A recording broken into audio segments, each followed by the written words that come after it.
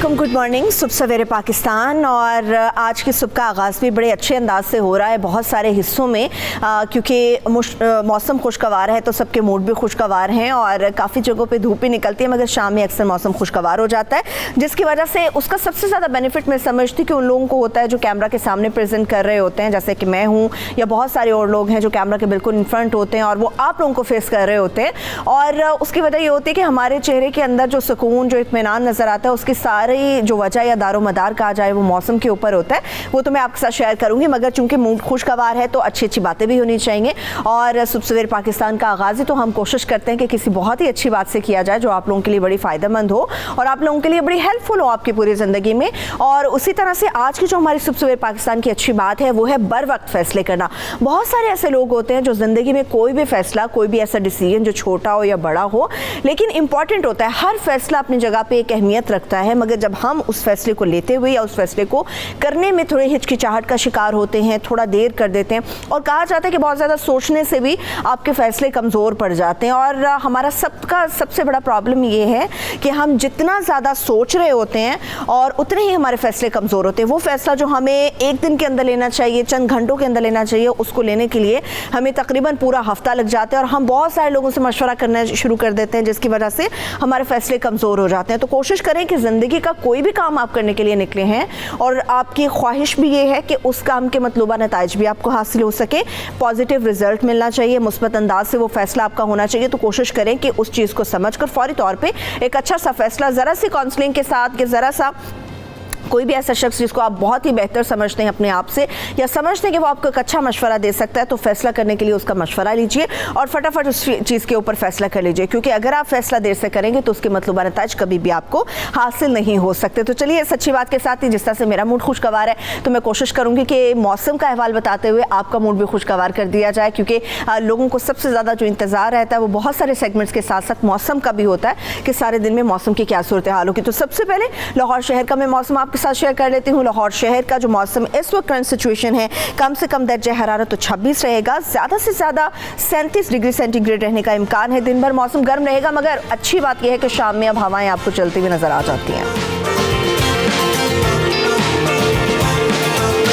और लाहौर के बाद हम हमेशा रुक करते हैं शहर इक़्तिदार इस्लामाबाद का। इस्लामाबाद के मौसम की इस वक्त जो ताज़ा तरीन सूरत हाल है, कम से कम दर्जा हरारत तो 23 रहेगा और ज़्यादा से ज़्यादा 33 डिग्री सेंटीग्रेड तक जा सकता है। दिन भर मौसम गर्म रहेगा, मगर इस्लामाबाद के अंदर भी सारे दिन में हवाएं चलती रहेंगी। कराची की सूरत हाल भी कुछ ज़्यादा मुख्तलिफ नहीं है, काफ़ी दिनों से इसका दर्जा हरारत तकरीबन सेम टू सेम आ रहा है। आज भी जो कराची की सूरत हाल है, कराची शहर के अंदर कम से कम दर्जा हरारत 27 रहेगा और ज़्यादा से ज़्यादा 33 डिग्री सेंटीग्रेड तक जाएगा।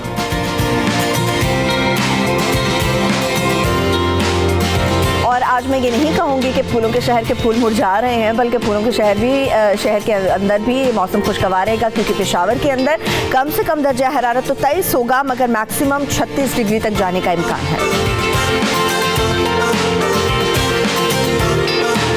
और ये कहना भी बिल्कुल जायज़ रहेगा कि कोयटा शहर का मौसम आज बहुत ही लंबे टाइम के बाद खुशगवार नजर आएगा, क्योंकि कोयटा में कम से कम दर्जा हरारत आज 16 रहेगा और ज़्यादा से ज़्यादा 32 डिग्री सेंटीग्रेड तक जाने का इम्कान है।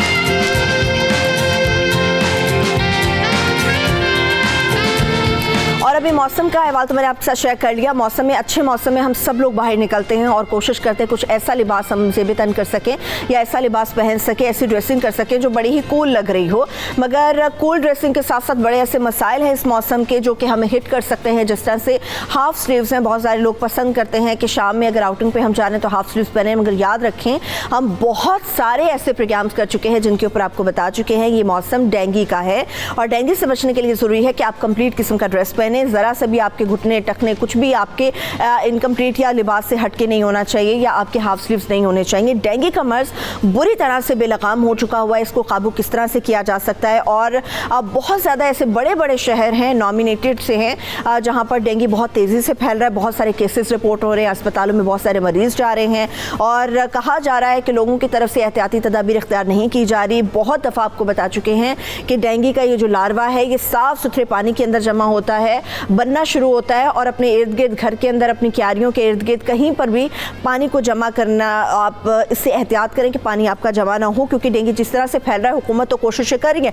मगर उसमें आवाम का बड़ा अमल दखल होता है। अब डेंगू को कंट्रोल करने के लिए हुकूमती सतह पर क्या इकदाम किए जा रहे हैं और इसके साथ साथ डेंगू की रिपोर्ट्स के सामने आ रही हैं, कितने लोग हैं जो कि अस्पतालों में रिपोर्ट हो रहे हैं और बहुत सारे ऐसे लोग हैं जो कि अस्पतालों में नहीं जा रहे। सारी सूरत हाल पर बात करने के लिए हमारे साथ मुआविन खुसूसी बराए सेहत डॉक्टर जफर मिर्जा साहब मौजूद होंगे इस्लामाबाद स्टूडियो से। उनसे बात करते हैं। बहुत शुक्रिया आपका डॉक्टर जफर साहब, आपने हमें सुबह सवेरे पाकिस्तान के लिए अपना वक्त निकाल के दिया।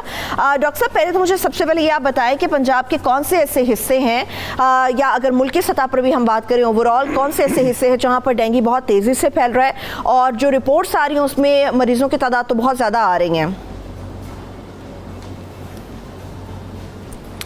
जी बहुत शुक्रिया, अस्सलाम वालेकुम आपके नाजरीन को और आपको भी। जी डेंगू की सूरत हाल जो है वो बतदरीज बढ़ती रही है अब तक, लेकिन हमें बड़ी उम्मीद है, जिस तरह आप भी जिक्र कर रही थी कि मौसम में अब तब्दीली आ रही है, तो एक ख़ास मौसम में ये मच्छर की अफजाइश होती है और चूँकि अब मौसम तब्दील होने जा रहा है तो हमें बड़ी उम्मीद है कि आने वाले हफ्तों दिनों में सूरत हाल काफ़ी बेहतर हो जाएगी। आपने अदाद शुमार की बात की, तो अब तक जो लेटेस्ट फिगर्स हमारे पास मौजूद हैं उनके मुताबिक तकरीबन 7,500 मरीज़ आइडेंटिफाई हो चुके हैं पूरे मुल्क में डेंगू के। इनमें सबसे ज़्यादा तादाद जो है जी वो सिंध में है, तकरीबन 2,000 से ज़ायद, उसके बाद बलूचिस्तान और पंजाब में, और अब तक अनफॉर्चुनेटली 15 अमवात हम रजिस्टर कर चुके हैं। ये एक लिहाज से देखें तो बहुत बड़ी तादाद है यकीनन, और बड़ी इसके ऊपर हम मुस्तैद हैं और बड़े मरबूत तरीके से इसको प्रिवेंट करने के लिए भी और कंट्रोल करने के लिए भी, यानी कि ट्रीटमेंट के हवाले से लेकिन डॉक्टर साहब आप बिल्कुल वजह फरमा रहे हैं कि आप लोग कंट्रोल करने के लिए कोशिशें कर रहे हैं, मगर अगर एक तरफ आप लोगों की कोशिशें जारी हैं मगर दूसरी तरफ हम देख रहे हैं कि डेंगू बहुत तेज़ी से फैल भी रहा है। इसके इतनी तेज़ी से फैलने की वजूहात क्या है अगर आप हुकूमती सतह पर काम भी कर रहे हैं? जी इसकी बहुत सारी वजूहात हैं, कुछ का तो आपने ख़ुद भी जिक्र किया। इनफरादी सतह पे, ख़ानदान की सतह पे, कम्युनिटी लेवल के ऊपर हमें जिस किस्म की सफाई सुथराई और अफसाने सेहत के असूलों को के ऊपर कारबंद होना चाहिए, वो जनरली हमारे यहाँ वो ट्रेंड नहीं है अनफॉर्चुनेटली। इस पे बहुत सारी एजुकेशन की ज़रूरत है, बहुत सारी इंफॉर्मेशन स्प्रेड करने की ज़रूरत है और बतदरीज हो भी रही है, लेकिन जितनी होनी चाहिए शायद उतनी नहीं है। तो जैसे आप फरमा रही थी, बहुत सारी एहतियाती तदाबीर जो हैं वो लोगों को करने की ज़रूरत है, पूरे बदन को ढांपने की ज़रूरत है। मच्छर जहाँ उनकी अफजाइश होती है, घरों के कोनों खुदरों में, तारीक गोशों में, पानी जहाँ पे खड़ा हो जाता है उसको, ये तमाम चीज़ें हो रही हैं। इस दफ़ा तो बल्कि हमने इस डेंगू के सीज़न से पहले ये काम शुरू कर दिया था, लेकिन इसके बावजूद बद एहतियाती की वजह से इसके बावजूद मरीज़ों की तादाद बढ़ती चली गई। हमें अब बहुत उम्मीद है इंशाअल्लाह ताला कि जैसे जैसे अब मौसम तब्दील हो रहा है आहिस्ता आहिस्ता, तो इनकी तादाद कम होती चली जाएगी। ठीक है, ये तो फिर मौसम का बेनिफिट हो गया। हमने इस सिलसिले में बहरहाल इस्लामाबाद में जी डॉक्टर साहब आप जी मैं अर्ज़ का ये कर रहा था कि हमने इस सिलसिले में नेशनल इंस्टीट्यूट ऑफ हेल्थ में एक पहली मरतबा एक एमरजेंसी ऑपरेशन सेंटर बनाया है, जिसमें कि हम पूरे मुल्क से अदाद शुमार इकट्ठे कर रहे हैं और इस डिज़ीज़ का इस साल जो फैलाव का पैटर्न है उसको भी स्टडी कर रहे हैं, क्योंकि इस दफ़ा हमें कुछ डिफरेंट चीज़ें नज़र आईं इस डेंगू के सीज़न में। फॉर एग्ज़ाम्पल पंजाब के अंदर जो केसेस हैं 1700 के करीब, उनमें से तकरीबन 1200 के करीब केसेस जो हैं वो सारे पोठोहार के इलाके में हुए हैं। ठीक है। आमतौर पे लाहौर में बहुत ज़्यादा केसेस हुआ करते थे, इस दफ़ा लाहौर में निस्बतन केसेस कम हुए हैं। तो ये सारा स्टडी करने की ज़रूरत है। हम फ़ौरन अब एक स्टडी शुरू करने लगे हैं कि जो इस पूरे आउटब्रेक को इस दफ़ा स्टडी करेगी और उसको उसके मुताबिक अगले साल के लिए इक़दामात करेगी। ठीक है। अच्छा डॉक्टर साहब, यहाँ पे मेरे दो बड़े इंपॉर्टेंट क्वेश्चंस हैं आपसे। एक तो ये बात है कि कहा जाता है कि साफ़ पानी के अंदर डेंगू का लार्वा ये बनना शुरू हो जाता है। अब लोगों की तरफ से जो आर्ग्यूमेंट सुनने को मिलता है कि जी हम अपनी क्यारियों को या अपने गमलों में पानी देना नहीं बंद कर सकते, या फिर हम घर का पोर्च धोने से बाज नहीं आ सकते, वो भी धोना बड़ा ज़रूरी है। ऐसी सूरत में डेंगू लार्वा को रोकने के लिए मज़ीद क्या ऐसे इक़दामात हैं जो उठाए जा सकते हैं? और इसके साथ साथ जिस तरह से आपने अपनी गुफ्तगू में कराची की बात की, सिंध के हवाले से बात की कि वहाँ तेज़ी से डेंगू फैल रहा है, तो कराची के अंदर तो मलेरिया भी बहुत तेज़ी से फैल रहा है, कोंगो वायरस के ऊपर भी बहुत ज़्यादा केसेस रिपोर्ट हुए हैं। तो इसके लिए हुकूमती सतह पर क्या काम किया जा रहा है? जी, सबसे पहले तो ये जो आपने फरमाया पानी के बारे में, साफ़ पानी में लार्वा होता है और मच्छर जो हैं वो मखसूस जगहों के ऊपर अफजाइश होती है उनकी, ये बिल्कुल दुरुस्त है, लेकिन ये हतमी बात नहीं है। लिहाजा किसी तरह के भी पानी का जमा होना, साफ़ या गंदा पानी, उसके बारे में एहतियात करनी चाहिए। और इस सिलसिले में हमारी ख़वातीन को सबसे ज़्यादा बेहतर पता होता है घरों के अंदर कि पानी कहाँ कहाँ से टपकता है और कहाँ कहाँ इकट्ठा होता है, और उनके घरों के इर्द गिर्द पानी की जमा होने की कौन सी जगह हैं। तो इनके ऊपर तो कंट्रोल करना बेहद लाजम है, इसके बगैर मच्छर के ऊपर आप कंट्रोल नहीं कर सकते। जहाँ तक आपने ये जिक्र किया कि सिंध में और ख़ास तौर पे कराची में इसके फैलाव बहुत तेज़ी से हुआ है, मैं आपको ये भी बताऊं कि पूरे सिंध में हमारे अदाद-ओ-शुमार के मुताबिक जितने भी केसेस आए हैं उनमें से तकरीबन 95% सिर्फ कराची में है, 95%। अब इसकी दो तरह से तफसीर की जा सकती है इस बात की। एक तो ये कि शायद हमारा अदाद-ओ-शुमार इकट्ठे करने का निज़ाम जो है पूरे सूबे में वो दुरुस्त नहीं है, हो सकता है दूसरी जगहों पे भी हो रहे हों और हमें रिपोर्ट्स ना मिल रही हों। और दूसरी तफसीर इसकी ये भी है कि कराची के अंदर चूँकि बेइंतहा गंदगी है, और आप सुनते रहे हैं ख़बरों में कि किस तरह वफाकी हुकूमत ने हाथ बढ़ा के उस गंद को साफ़ करने में मदद करने की कोशिश की है और वो जारी है। तो ये तमाम बड़ी आइडियल कंडीशंस हैं मच्छरों के फैलने की और बीमारियों के फैलने की। चूँकि आपने मलेरिया का भी जिक्र किया, ब्लड बॉर्न डिजीज़ भी बहुत ज़्यादा फैल रही हैं क्योंकि सॉलिड वेस्ट मैनेजमेंट का जो उसका जो निज़ाम है वो तकरीबन मफलूज हो चुका है कराची के अंदर। ठीक है। तो कराची ख़ास तौर पे उसमें बहुत ज़्यादा काम करने की ज़रूरत है, और वो इस वक्त गढ़ बना हुआ है गंदगी का और बीमारियों के फैलाव का। ठीक है, ठीक है, बहुत शुक्रिया, thank you so much. Doctor Zafar Mirza साहब हमारे साथ मौजूद थे, और जिस तरह से डॉक्टर साहब ने बड़ी ही खूबसूरत बात की, और ख़ासतौर पे जब कराची शहर की हम बात करते हैं वहाँ पर काम करने के लिए वफाकी हुकूमत तो आपका साथ दे रही है, मगर इसके साथ साथ आपके घर का जो कचरा है वो आप लोगों की जिम्मेदारी है, और उसको आप लोगों ने ही किसी मखसूस जगह पर फेंकना है, ना कि ये कि आप अपने घर के बाहर या दूसरों के घर के बाहर उसके ढेर लगाना शुरू कर दे। बहुत शुक्रिया डॉक्टर साहब आपका। सुबह सवेरे पाकिस्तान, सुबह सवेरे पाकिस्तान। एक तो वो हीरोज़ हैं जो कि दुनिया फ़ानी से कूच कर जाते हैं या शहादत के रुतबे पर फाइज हो जाते हैं, मगर हमेशा हमारे दिलों में ज़िंदा रहते हैं। मगर इसके साथ साथ और भी बहुत सारे हीरोज़ होते हैं जो हमारी ज़िंदगी में मौजूद होते हैं, मगर शायद वो लोग जो जितना अच्छा काम करते हैं या जो कुछ आप लोगों के लिए कर रहे होते हैं, हमें अंदाज़ा नहीं होता कि इनफैक्ट वो हमारे हीरोज़ हैं। हम बहुत सारे ऐसे हीरोज़ हैं जिनको अपना विलन समझ लेते हैं, जिनको देख के हमें गुस्सा आना शुरू हो जाता है या जिनको हम अच्छा नहीं समझते, मगर एक्चुअल लाइफ में वो वाकई हमारे हीरोज़ होते हैं जो हम लोगों के लिए सर्व करते हैं, इस वतन के लिए सर्व करते हैं, आप लोगों की हिफाजत के लिए अपनी ड्यूटी पर हर वक्त मौजूद रहते हैं। एक ऐसे ही हीरो से और मैं एक ऐसे ही डिपार्टमेंट से मुताल्लिक़ बात करने जा रही हूँ। शायद बहुत सारे लोगों को ये गुफ्तगू पसंद ना आया, शायद बहुत सारे लोग जिनके दिलों में इन हीरोज़ से मुताल्लिक़ कुछ डाउट्स होते हैं तो वो आज क्लियर हो जाए। हम लोग कोशिश करेंगे कि इन हीरोज़ के जो मसाइल हैं उनके ऊपर बात करें। मैं आज पंजाब पुलिस की बात करने जा रही हूँ। पंजाब पुलिस की जब हम बात करते हैं, लोगों के जहन में बहुत सारे ऐसे शिकवे शिकायतें मौजूद होती हैं, बहुत सारी ऐसी बातें होती हैं जो उनके दुख लगा हुआ होता है कि जी हमें पंजाब पुलिस ने ये कर दिया, हमें वो कर दिया। कभी क्या हम लोगों ने जानने की कोशिश की है कि ये लोग हम लोगों के लिए कितना सर्व करते हैं, हम लोगों के लिए कहाँ कहाँ मौजूद होते हैं और हर दम तैयार रहते हैं?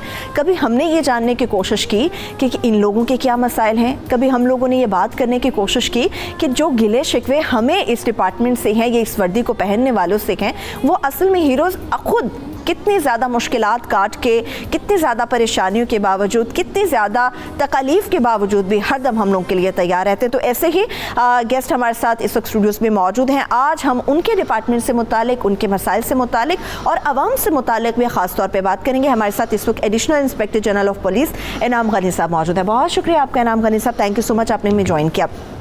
अच्छा इनाम गनी साहब, बहुत सारे लोग हैं, आवाम की आपसे बहुत ज़्यादा शिकायतें रहती हैं और मैं कहूँगी वाकई आप लोग भी हमारे हीरोज़ हैं।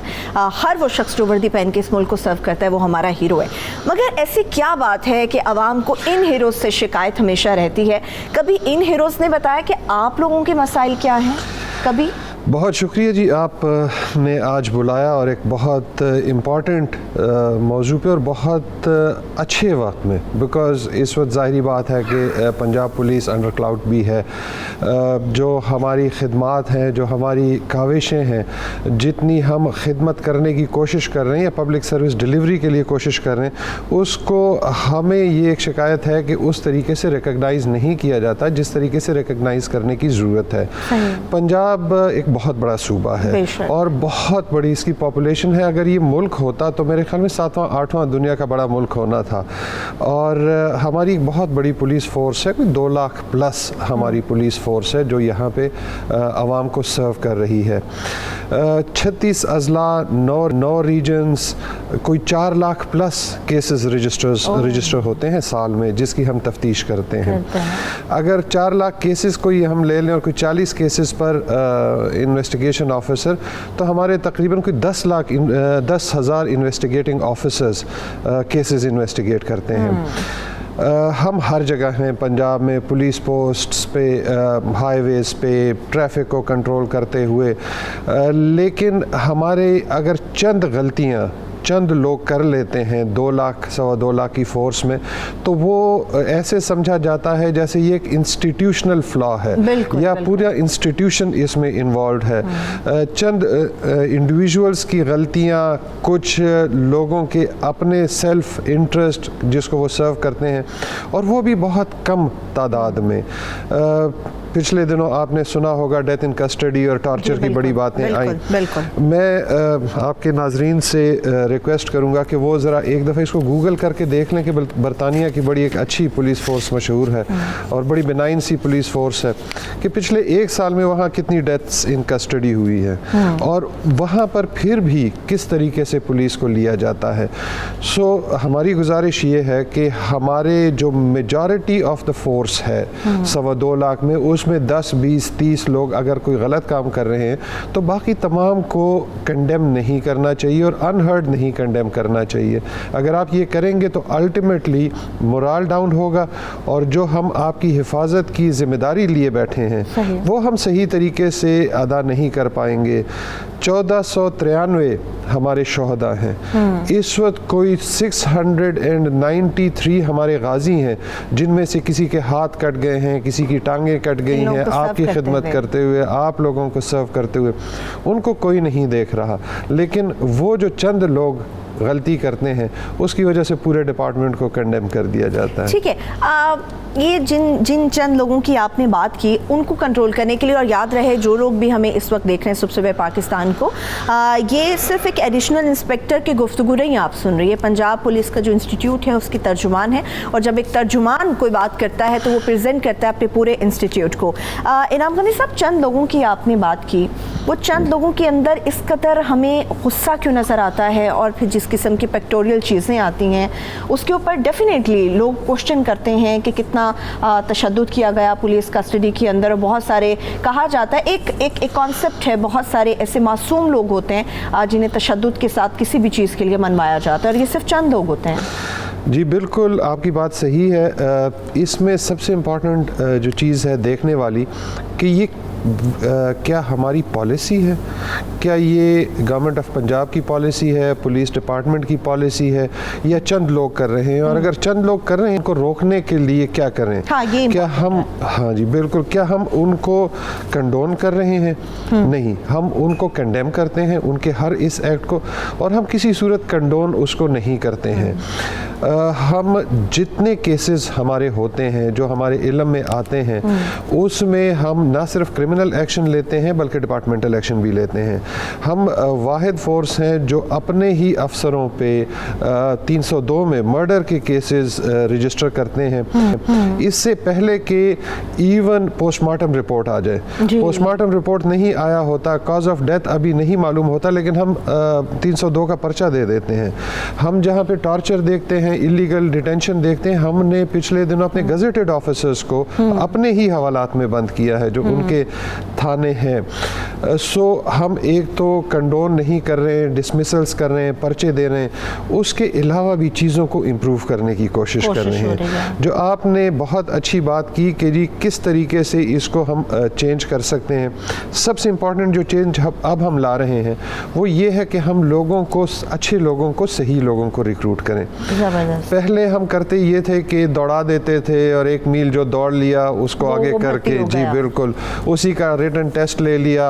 अच्छा, अब जाहिरी बात है कि हमें अच्छे दौड़ने वाले नहीं चाहिए, हमें मेंटली स्ट्रांग लोग चाहिए, क्योंकि police officer even on the street, constable की अपनी एक डिस्क्रेशनरी पावर और अथॉरिटी है। सो अब हम ये करने जा रहे हैं कि अब कोई 30 के करीब गवर्नमेंट ने हमें साइकोलॉजिस्ट भर्ती करने की इजाज़त दे दी है। ये फर्स्ट टाइम हो रहा है ना? जी, ये बिल्कुल फर्स्ट टाइम। हमारे पास पहले कोई 3-4 साइकोलॉजिस्ट थे, लेकिन अब ये साइकोलॉजिस्ट जितनी रिक्रूटमेंट होगी उस प्रोसेस में ना सिर्फ बैठेंगे बल्कि इनका मेजर से होगा कि ये जो लड़का और या लड़की भर्ती हो रहे हैं तो क्या ये इस काबिल हैं, क्या इनके एटीट्यूड में या इनकी अपब्रिंगिंग में कोई इस तरह का इशू तो नहीं है। बहुत ज़बरदस्त कदम कि जी ये फिर लोगों को कोई नुकसान पहुंचाएं, तशद्दुद की तरफ जाएं। सो एक तो हम रिक्रूटमेंट प्रोसेस को कम्प्लीटली रिवैम्प कर रहे हैं, और ये आपके लिए बड़ी हैरानगी की बात होगी कि इस वक्त सिर्फ इवन कांस्टेबल के रैंक पे हमारी 10,000 प्लस वैकेंसीज़ हैं।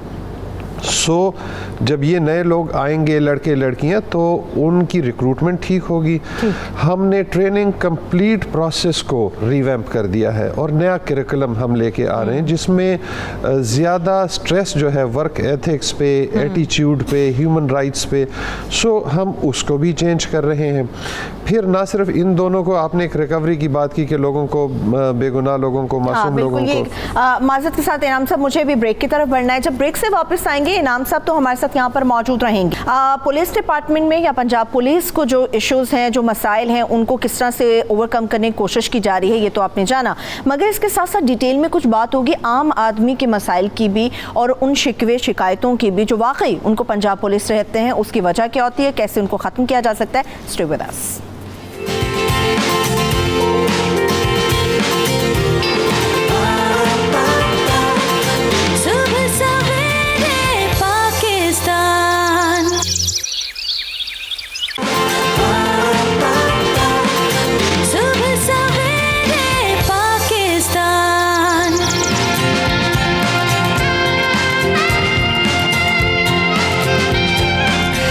Welcome back. यहाँ पे इनाम गनी साहब additional inspector general of police और पंजाब पुलिस के तर्जुमान हैं, ये हमारे साथ मौजूद हैं और उन तमाम मसाइल के ऊपर, उन तमाम शिकवे शिकायतों के ऊपर बात हो रही है जो कि पंजाब पुलिस को भी दरपेश है, आम आदमी को भी दरपेश है। और बड़े ज़बरदस्त इन्होंने बातें बताई कि अब बाकायदा तौर पर साइकोलॉजिस्ट जो हैं वो हायर किए जा रहे हैं ताकि काउंसलिंग भी साथ साथ होती रहे। मगर इसके साथ साथ इनाम साहब, जो आम आदमी की जब हम बात करते हैं उसके शिकवे बहुत है जो मैं 1 बाय 1 कोशिश करूँगी उनको कवर किया जा सके। अभी जिस तरह से आपने डेथ इन कस्टडी के हवाले से बात की, बहुत सारे लोगों की शिकायतें होती कि जी पंजाब पुलिस ने अपना ही पेटीबंद भाई जो है उसको पकड़ लिया, उसको जेल में डाल दिया, फिर वो 2 दिन के बाद छूट जाएगा। ये पुलिस के बारे में ये कॉन्सेप्ट क्यों है आवाम के अंदर? जी बिल्कुल, ये कॉन्सेप्ट है कि जी हम ही, ज़ाहिरी बात है, इन्वेस्टिगेट करते हैं, हम ही प्रोसिक्यूट और कन्विक्ट करवाते हैं। बात यह है कि हम क्लेम करते हैं और बहुत खुशी की बात है कि पाकिस्तान में कोर्ट्स आज़ाद हैं इस वक्त। सो हमारा काम ये है कि हम केस रजिस्टर करें, हम उस बंदे को, जो भी डिलिंक्वेंट है और उसका जो भी रैंक है, जो भी ग्रेड है, जिस भी थाने से, हम उसके ख़िलाफ़ पर्चा दें। पर्चा देने के बाद हम तफ्तीश करें, जो डेड बॉडी है उसकी ऑटोप्सी हॉस्पिटल में, जैसे सलाउद्दीन के केस में मेडिकल बोर्ड ने की। सो हम इवन बोर्ड करवा देते हैं, हम जुडिशल इंक्वायरी के लिए लिख देते हैं। मसलन ज़्यादातर केसों में कोर्ट खुद भी करती है, लेकिन हम लिख देते हैं कि जी जज इंक्वायरी करे कि ये डेथ इन कस्टडी ठीक हुई है, गलत है, या हमारा उसमें कोई फॉल्ट है। फिर उसके बाद हम तमाम चीज़ों को इकट्ठा करके चालान कोर्ट में सबमिट करते हैं। अब जब कोर्ट्स आज़ाद हैं, हमारी उस पर कोई ज़बरदस्ती नहीं है, प्रोसिक्यूशन भी अब आज़ाद है, अलग से प्रोसिक्यूशन डिपार्टमेंट है वो भी हमारे हाथ में नहीं है। सो हम तो इतना ही कर सकते हैं कि जी एक अच्छा केस बना के कोर्ट में सबमिट कर दें और उससे आगे। पिछले दिनों आपने वो एक खातून का सुना होगा, बुजुर्ग खातून जिसके साथ बदतमीज़ी की, वो हालांकि 155C का पर्चा है जिसमें अगले दिन जमानत हो जानी चाहिए थी, लेकिन वो अभी तक जेल में है। ठीक है, हमने अपने पेटीबंद भाई को बचाने की बिल्कुल कोशिश नहीं की और हम किसी के साथ जीरो टॉलरेंस से किसी के साथ खड़े नहीं होंगे इस पर। ठीक है। अच्छा इनाम साहब, एक और चीज़, अवाम को आप लोगों से इतना डर क्यों लगता है? वर्दी तो आप भी पहनते, फिर आप लोगों से इतना डरते क्यों हैं अवाम? देखिए बात ये है कि आपको दूर से देख के रास्ता मोड़ लेते हैं नहीं, बिल्कुल सही बात है।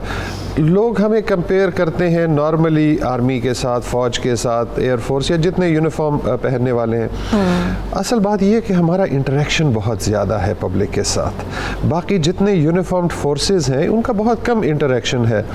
आप ज़्यादा से ज़्यादा उनको नाकों पे देख लेते हैं या जो 23 मार्च और 14 अगस्त और उसको देख लेते हैं। हम बेसिकली रोकने वाले हैं, हम चीज़ें प्रिवेंट करने वाले हैं। वो भले सड़क पे हो, ट्रैफिक की शक्ल में, भले वो गश्त करते हुए रोकते हुए हो, रात के वक्त किसी को आवारागर्दी करते हुए रोकते हुए हो।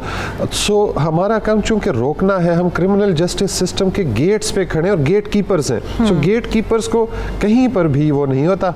लेकिन एक चीज़ है जो हम भी रियलाइज़ करते हैं, जिसको हम चेंज करने की कोशिश कर रहे हैं, कि हम बजाय लोगों को एक सेंस ऑफ इनसिक्योरिटी या सेंस ऑफ एलियनेशन दें, हम एक सेंस ऑफ सिक्योरिटी दें, ताकि लोग हमें देख के सिक्योर फील करें।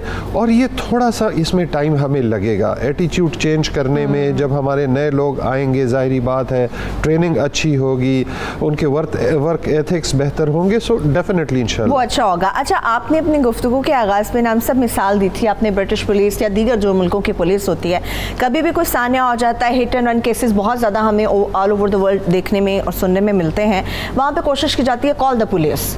यहाँ पे कोई बंदा किसी को मार के चला जाता है, हिट करके चला जाता है, तो लोग कहते हैं don't call the police, police को नहीं बुलाना, मामला बढ़ जाएगा, हम इंक्वायरी का हिस्सा बन जाएंगे। इसकी क्या वजह है? क्या लोगों को आप लोगों पे एतबार नहीं है? देखिए बात यह है कि बाहर ज़्यादातर चीज़ें इंश्योर्ड होती हैं। आप गाड़ी भी जिस दिन ख़रीदते हैं तो वहाँ कंपलसरी है कि third party fire and theft insurance करवा लें। ठीक है। अच्छा, पाकिस्तान में कोई भी चीज़ इंश्योर्ड नहीं होती है। सो ये हमें एक इशू है कि लोग उस तरीके से वो नहीं करते और कोशिश करते हैं कि बाहर वो हो। लेकिन जैसे मैंने कहा 4 लाख पर्चे होते हैं, विच मीन्स के पब्लिक हैज़ कॉन्फिडेंस इन अस। अगर ना होता तो लोग ना आते। आज भी लोग अपने इवन सिविल नेचर के केसेस, लेन देन के केसेस, ठीक है, बजाय सिविल कोर्ट जाने के कहाँ जाते हैं? पुलिस के पास आते हैं। सो आज भी अगर आप एम्पिरिकली देखें तो सबसे ज़्यादा कॉन्फिडेंस पुलिस पे है। जिसको कुछ भी होता है घर में, इवन आपके घर के बाहर कोई गाड़ी भी गलत खड़ी कर दे, आप 15 पे कॉल करते हैं। मेजॉरिटी लोगों का अभी कॉन्फिडेंस है। जहां पर नहीं है या कमी बेशी है उसमें डेफिनेटली हमारी भी गलतियां हैं और होंगी। लेकिन यह है कि हमारी एक ख्वाहिश ये है, और आज की इस नशिस्त की भी हमारी इसके हवाले से भी कोशिश है, कि पब्लिक के जो परसेप्शंस हैं वो हम चेंज कर सकें। एक ये एलिगेशन भी कहा जाता है इनाम साहब के सियासी असर और रसूख बहुत ज़्यादा होता है। अगर सियासी असर और रसूख ना भी हो आपके महकमे के ऊपर, तो ताकतवर जो लोग हैं उनका असर और रसूख होता है, जिसकी वजह से एक आम आदमी जो है वो इंसाफ नहीं हासिल कर सकता अगर वो थाने पहुंच जाता है। बात यह कि ये भी एक मिथ है कि जी सियासी असर और रसूख और पॉलिटिशियंस की इन्वॉल्वमेंट और उनका वो ताकतवर लोग नहीं होता। मेरी 30 साल की नौकरी हो गई है और पंजाब, सिंध, केपी हर जगह नौकरी की है। ये चीज़ बहुत कम है। हमारे पास बहुत स्पेस अवेलेबल है। गवर्नमेंट्स नहीं इंटरेस्टेड होती कि SHO कौन है, तो मुहर्रर कौन है, तो SDPO SP कौन है। पुलिस कमांड के पास एक बहुत बड़ा डिस्क्रेशन होता है पोस्टिंग ट्रांसफर्स में भी।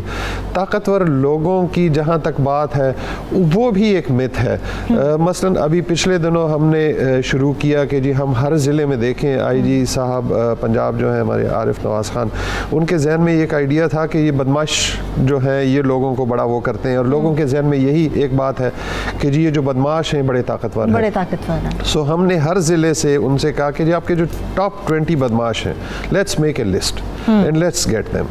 अच्छा, और वो हमने पूरे पंजाब में ये एक्सरसाइज की। हमने लोगों को मेंटेनेंस ऑफ पब्लिक ऑर्डर के तहत बंद किया, उन गुंडों को।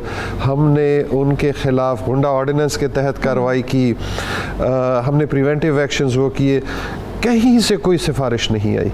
किसी पॉलिटिशियन ने नहीं कहा कि इसको छोड़ दें, कहीं किसी ताकतवर आदमी ने नहीं कहा कि इसको छोड़ दें। कोई इनके साथ खड़ा होना आज के ज़माने में इन गलत लोगों के साथ, भले वो जितने भी वो उनके साथ कोई भी नहीं खड़ा होता। ऐसा क्यों है? इनाम साहब कहते हैं कि तुम्हें अगर कोई नौकरी नहीं मिली तो कांस्टेबल भर्ती हो जाओ, ऐसा क्यों है? बात यह है कि पाकिस्तान में अनएम्प्लॉयमेंट है, ठीक है। आप कहीं पर भी आप देख लें, आपको बड़ी हैरानगी होगी ये देख के कि हमारे पास इवन PhD कांस्टेबल्स हैं, हमारे पास कांस्टेबल्स, हमारे पास masters in mass communication, journalism, IT, हमारे पास कांस्टेबल्स हैं। मैंने पिछले दिनों अपना ज़ाहिरी बात है, ये जो PR को मैं डील करता हूँ, तो मैंने कहा कि लेट्स सी कि जी हमारे पास कितने लोग हैं जिन्होंने कांस्टेबल्स, जिन्होंने मास्टर्स किया इन मास कम्युनिकेशन या जर्नलिज्म, तो कोई 156 की लिस्ट निकली, ठीक है। अनएम्प्लॉयमेंट है। पुलिस में बहुत आराम से अगर आप डिज़र्व करते हैं तो आपको जॉब मिल जाती है, क्योंकि 99.9% से भी ज़्यादा, मेरे ख्याल में 199%, it is all merit based. कोई सिफारिश नहीं है, कहीं से कोई इन्फ्लुएंस नहीं है, कोई लिस्टें नहीं आती। जब से ये हमारे NTS को भी हमने इन्वॉल्व किया है, प्राइवेट इस तरह की कंपनियों को भी, कोई इन्फ्लुएंस नहीं है। और एक और चीज़, आपको रिक्रूटमेंट ज़्यादातर पुलिस में ही हो रही है। बाकी डिपार्टमेंट्स देखें तो वहाँ पे बहुत कम है, 2.25 लाख की फोर्स में ज़ाहिरी बात है मुसलसल लोग रिटायर होते जाते हैं, जगह बढ़ती जाती हैं, नए लोगों की ज़रूरत, सो इसलिए लोग। ठीक है इनाम साहब, लास्टली कोई आप मैसेज जो देखने वाले हैं जिनके दिल में पुलिस का बहुत ज़्यादा खौफ है या जिनके जहनों में इमेज कुछ इतना अच्छा नहीं, उनके लिए कोई मैसेज कन्वे कर सकें आप? मेरा अपना मैसेज मीडिया और पब्लिक दोनों के लिए है। मेरा अपना ख्याल ये है, और हम पंजाब पुलिस ये समझते हैं कि मीडिया और पब्लिक हमारे आइज़ एंड ईयर्स हैं। सो बराए मेहरबानी आप हमारे आइज़ एंड ईयर्स के तौर पे काम करें। अगर कोई हाई हैंडेडनेस, कोई गलत काम पुलिस का रोकना है या चीज़ों को ठीक करना है या सेंस ऑफ सिक्योरिटी देनी है लोगों को, तो उसमें हम अकेले नहीं कर सकते। उसमें मीडिया और जनरल पब्लिक को हमारे साथ चलना पड़ेगा। हम उसके बगैर कहीं पर भी नहीं है। हम अब कोशिश कर रहे हैं कि हम पब्लिक सेंट्रिक पुलिसिंग करें, हम क्राइम सेंट्रिक पुलिसिंग ना करें, और उसमें बहुत ज़रूरी है कि पब्लिक हमारा साथ दे, हम पे कॉन्फिडेंस रखे और हमें अनहर्ड कंडेम ना करें। बिल्कुल, बहुत शुक्रिया, थैंक यू सो मच इनाम गनी साहब, आप यहाँ पर तशरीफ़ लेके आए। और डेफिनेटली बहुत सारे ऐसे लोग जिनके जहन में पंजाब पुलिस का इमेज बहुत बुरा था, आज बहुत सारा जो उनका मवाद होगा वो छट गया होगा, बहुत सारी चीज़ें उनको क्लियर हो गई होंगी। और इंशाल्लाह हम कोशिश करेंगे कि जिस तरह से पंजाब पुलिस के तर्जुमान हमारे साथ आए हैं मुल्क के दीगर बड़े शहर और इसके साथ साथ अगर तमाम सूबों की बात की जाए तो वहाँ से भी तर्जुमान बुलाएंगे ताकि आप लोगों के जहनों में उनका इमेज बेहतर हो सके।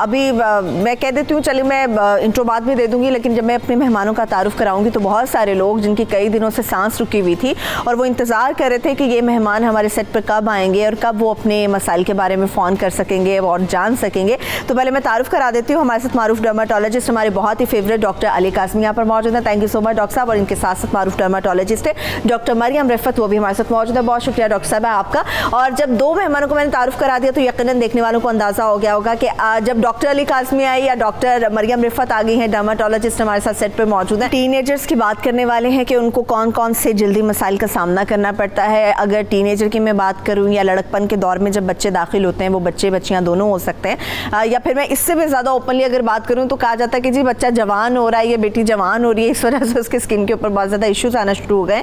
तो इसकी वजूहत क्या होती हैं, कौन कौन से स्किन इश्यूज होते हैं, किस किस मौसम में क्या क्या होता है और किस तरह से बचा जा सकता है, इस सारी सूरत हाल पर बात करेंगे। तो सबसे पहले चलिए मैं डॉक्टर काज़मी साहब से शुरू करती हूँ। अच्छा डॉक्टर साहब, मुझे ये बताइएगा, जो टीनेजर्स हैं, लड़कपन का जो दौर आपका शुरू होता है, अच्छा उसके स्टार्ट पे बहुत ज़्यादा स्किन इश्यूज होना शुरू हो जाते हैं, उसकी वजह क्या होती है और वो स्किन इश्यूज होते कौन कौन से हैं? अगर हम स्किन इश्यूज़ की कलेक्टिवली बात करें, सारी एक डिज़ीज़ को ना लें और हम सारा कलेक्टिव करें तो उसमें बहुत रीज़न्स होते हैं स्किन इश्यूज़ के। तो मैं कहना चाहूँगा कि 4-5 ऐसे रीज़न्स हैं कि अगर हम उनकी बचत कर लें तो ये डिजीज़ बहुत कम हो जाएंगी। चेंजिंग स्किन की आनी। फॉर एग्जांपल इन ब्रीफ में बताना चाहूँगा, फॉर एग्जांपल जिस तरह सबसे पहला इशू है कि जी जो टीनेजर्स हैं ये बहुत सन एक्सपोजर बहुत धूप के साथ होता है। धूप में हमारी जो रेज़ हैं ये डैमेजिंग होती हैं, जो ए और बी रेज़ होती हैं सी तो ऊपरी रह जाती हैं ओजोन की वजह से, तो ए और बी रेज़ हमारी स्किन को डैमेज करती हैं, उसकी वजह से डिफरेंट डिजीज़ भी आती हैं, स्किन डैमेज होती है, कोलेजन डिस्टर्ब होता है, एजिंग भी आती है। तो ये बहुत इंपॉर्टेंट है पहला पॉइंट कि जी सन से प्रोटेक्ट करना अपने आप को, चाहे सर्दी हो गर्मी हो सॉरी चाहे सर्दी हो गर्मी हो तो आपको सन से प्रोटेक्ट करना है। सेकंड उसके अंदर बहुत इंपॉर्टेंट होता है आपके डाइटरी हैबिट्स, खाना पीना। बच्चे बहुत ज़्यादा डाइट अपनी कंट्रोल करते हैं या फिर बहुत ओवरडू डाइट्स की जाती हैं। आजकल जिस तरह मार्केट के अंदर है कि जी डिलीवरीज करा लेते हैं तो उसमें जितने स्वीट्स चॉकलेट्स ऑयली फूड्स जितना है ये सारा स्किन को ख़राब करता है। तो diet is a second thing जो इसको ख़राब कर रही थी। थर्ड चीज़ जो है हमारे बच्चे अब आजकल एक्सरसाइज बिल्कुल नहीं करते। आप ये देखें यंग बच्चे जो हैं कंप्यूटर पे अपने लैपटॉप्स पे लगे रहते हैं, they don't do exercise. Exercise is such a good thing कि जो ब्लड की सर्कुलेशन को पूरी बॉडी पे, हेयर के लिए, स्किन के लिए, फेस वगैरह एवरी पूरी पार्ट ऑफ द बॉडी के लिए circulation of the blood is very important. फिर बड़ा इंपॉर्टेंट एक चीज़ है स्ट्रेस, वो बहुत है जो हमारी स्किन को ख़राब करता है, डिजीज़ बढ़ा देता है, बच्चों के बाल गिरने शुरू हो जाएंगे, एक्नी ज़्यादा आने शुरू हो जाएगी। तो स्ट्रेस इज़ एक बहुत इंपॉर्टेंट चीज़ है। वो भी कैसे, अब आप देखें बच्चों पे एक इतना ज़्यादा बर्डन डाल दी गया है पढ़ाई का। टू बी ऑनेस्ट जो हमने मेडिकल कॉलेज में चीज़ें पढ़ी आके तो मैं हैरान होता हूँ कि अब हमारे बच्चे स्कूल टाइम में पढ़ रहे हैं वही चीज़ें कि जो हमने सिर्फ मेडिकल में आके पढ़ी। तो इसलिए इतना स्ट्रेस बच्चों के ऊपर हो गया। ये सारी चीज़ें जो मैंने बताई हैं ये प्लस एंड पे हाइजीन इज़ वेरी इंपॉर्टेंट कि बच्चे नहाते नहीं हैं, बॉडी गंदी है, उसकी वजह से डिजीज़ आती हैं। सो ये सारी जितनी चीज़ें मैंने बताई हैं अगर आप इनको मिक्स कर लें और इनसे अवॉइडेंस करें, इन चीज़ों को इनको बेटर करें तो आपको स्किन डिजीज़ इस तरीके से नहीं आएंगी जिस तरीके से अभी हम डिस्कस करेंगे। अच्छा डॉक्टर साहब जो आपने बात की, डॉक्टर मरियम आपने भी गुफ्तगू सुनी, बहुत सारे ऐसे बच्चे बच्चियाँ हैं जो लड़कपन के दौर में दाखिल हो रहे होते हैं तो वो कहते हैं कि जी हमें किसी किस्म का कोई स्ट्रेस नहीं है, या खेलकूद हम बहुत ज़्यादा करते हैं, बाहर बहुत ज़्यादा घूमते हैं, नहरों के अंदर जाके बहुत ज़्यादा नहा रहे होते हैं, उसके बावजूद वो कहते हैं कि जी हमारी स्किन बहुत ज़्यादा ऑयली होना शुरू हो जाती है या फिर स्किन पे मोटे मोटे से दाने निकलना शुरू हो जाते हैं, एक्नी हो जाते हैं। वो कहते हैं इसकी क्या वजह है? इसमें जी कुछ ऐसे फैक्टर्स हैं जैसे जो टीन एजेस में they go through lot of changes, उसमें फिज़िकल भी हैं, इमोशनल भी हैं, स्पेशली जो हार्मोनल चेंजेस हैं बिल्कुल उसकी वजह से उनके जो सेबेशियस ग्लैंड्स हैं वो एक्टिव हो जाते हैं, ऑयल प्रोडक्शन है। उस वक्त बहुत ज़रूरी है राइट गाइडेंस राइट टाइम पे। इससे पहले अक्सर ये कॉन्सेप्ट होता है कि ये तो इस उम्र की एक्नी है और निकल के खुद ही ठीक हो जाएगी, तो वो जो खुद ठीक होने वाली गड़बड़ है वो नहीं होनी चाहिए, बिकॉज आगे कॉम्प्लिकेशंस होती हैं। फिर वो एक सिंपल एक्नी के आगे पिगमेंट्री इश्यूज हो जाते हैं, निशान पड़ जाते हैं या इवन गड़े पड़ जाते हैं, तो फिर वो ट्रीटमेंट भी आगे कॉम्प्लिकेशंस आती जाती हैं। और स्पेशली टीनेजर्स इस स्टेज में उनकी ख़ास एक हसास तबीयत होती है, इतना कुछ चेंज हो रहा होता है तो उनकी सेल्फ इस्टीम भी बहुत डैमेज होती है। तो उसके लिए राइट टाइम पे जो ट्रीटमेंट है उनको गाइड करने की, किस तरह के फेस वॉशेस, स्किन केयर कैसी लगाई जाए, क्या यूज़ की जाए, दानों को छीलना पिक करना ये चीज़ें नहीं होनी चाहिए। तो डेली रूटीन जो है वो बहुत ज़रूरी है। प्रिवेंशन पहले ही अगर आप एहतियात करें ताकि वो जो ऑयली स्किन के साथ प्रॉब्लम्स हैं वो आगे ना हो। ठीक है, बहुत सारे ऐसे प्रॉब्लम्स हैं, अगर एहतियात की जाए तो उनसे छुटकारा पाया जा सकता है। अभी ब्रेक की तरफ बढ़ रहे हैं, ब्रेक से वापस आएंगे डॉक्टर अली काज़मी और डॉक्टर मरियम तो हमारे साथ मौजूद रहेंगी, मगर इसके साथ साथ आपकी फ़ोन कॉल्स का सिलसिला भी जारी रहेगा और आपके जो मसाइल हैं उनका हल भी जानने की कोशिश करेंगे। Stay with us.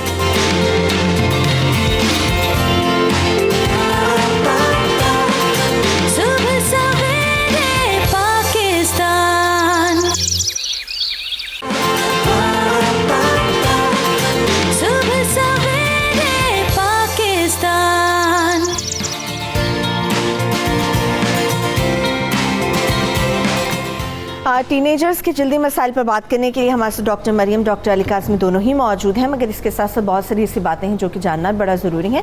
अच्छा डॉक्टर अली काज़मी साहब मुझे ये बताइएगा, बहुत सारे बच्चे हैं जिनके फेस पे कील छोटे छोटे से निकल आते हैं, कील महाल से हो जाते हैं और वो पूरी स्किन को कवर कर रहे होते हैं, फिर वो बच्चे क्या करते हैं, वो ऐसे से करते करते उनको छीलना शुरू कर देते हैं उसके क्या नुकसान होते हैं और ये कील महासे बनते क्यों हैं? कील या पिंपल्स जिसको या एक्नी कहा जाता है, ये एक वो डिजीज़ है कि जो प्यूबर्टी एज, जब बलूगत की उम्र आती है, जब हार्मोन्स की चेंजेस होती हैं तो तब ये चीज़ आती है। और जेनेटिक्स का भी बहुत बड़ा रोल है। दो इंपॉर्टेंट चीज़ें हैं, जेनेटिक्स एंड ये चीज़ें। जिनके माँ बाप में एक्नी, कील, पिंपल्स आई हों, बच्चों के अंदर बहुत कॉमन ये चीज़ आती है। तो उसमें स्टेजेस हैं उसकी, जैसे आपने कहा कि छोटे छोटे होते हैं, ये पहला स्टेज होती है उसकी एक्नी की, जिसको हम कहते हैं कोमोडोन्स। उसमें वाइट या ब्लैक हेड्स होते हैं, वहीं से आगे फिर अगला stage papule, pustule, nodule, cyst, ये इसकी स्टेजेस हैं।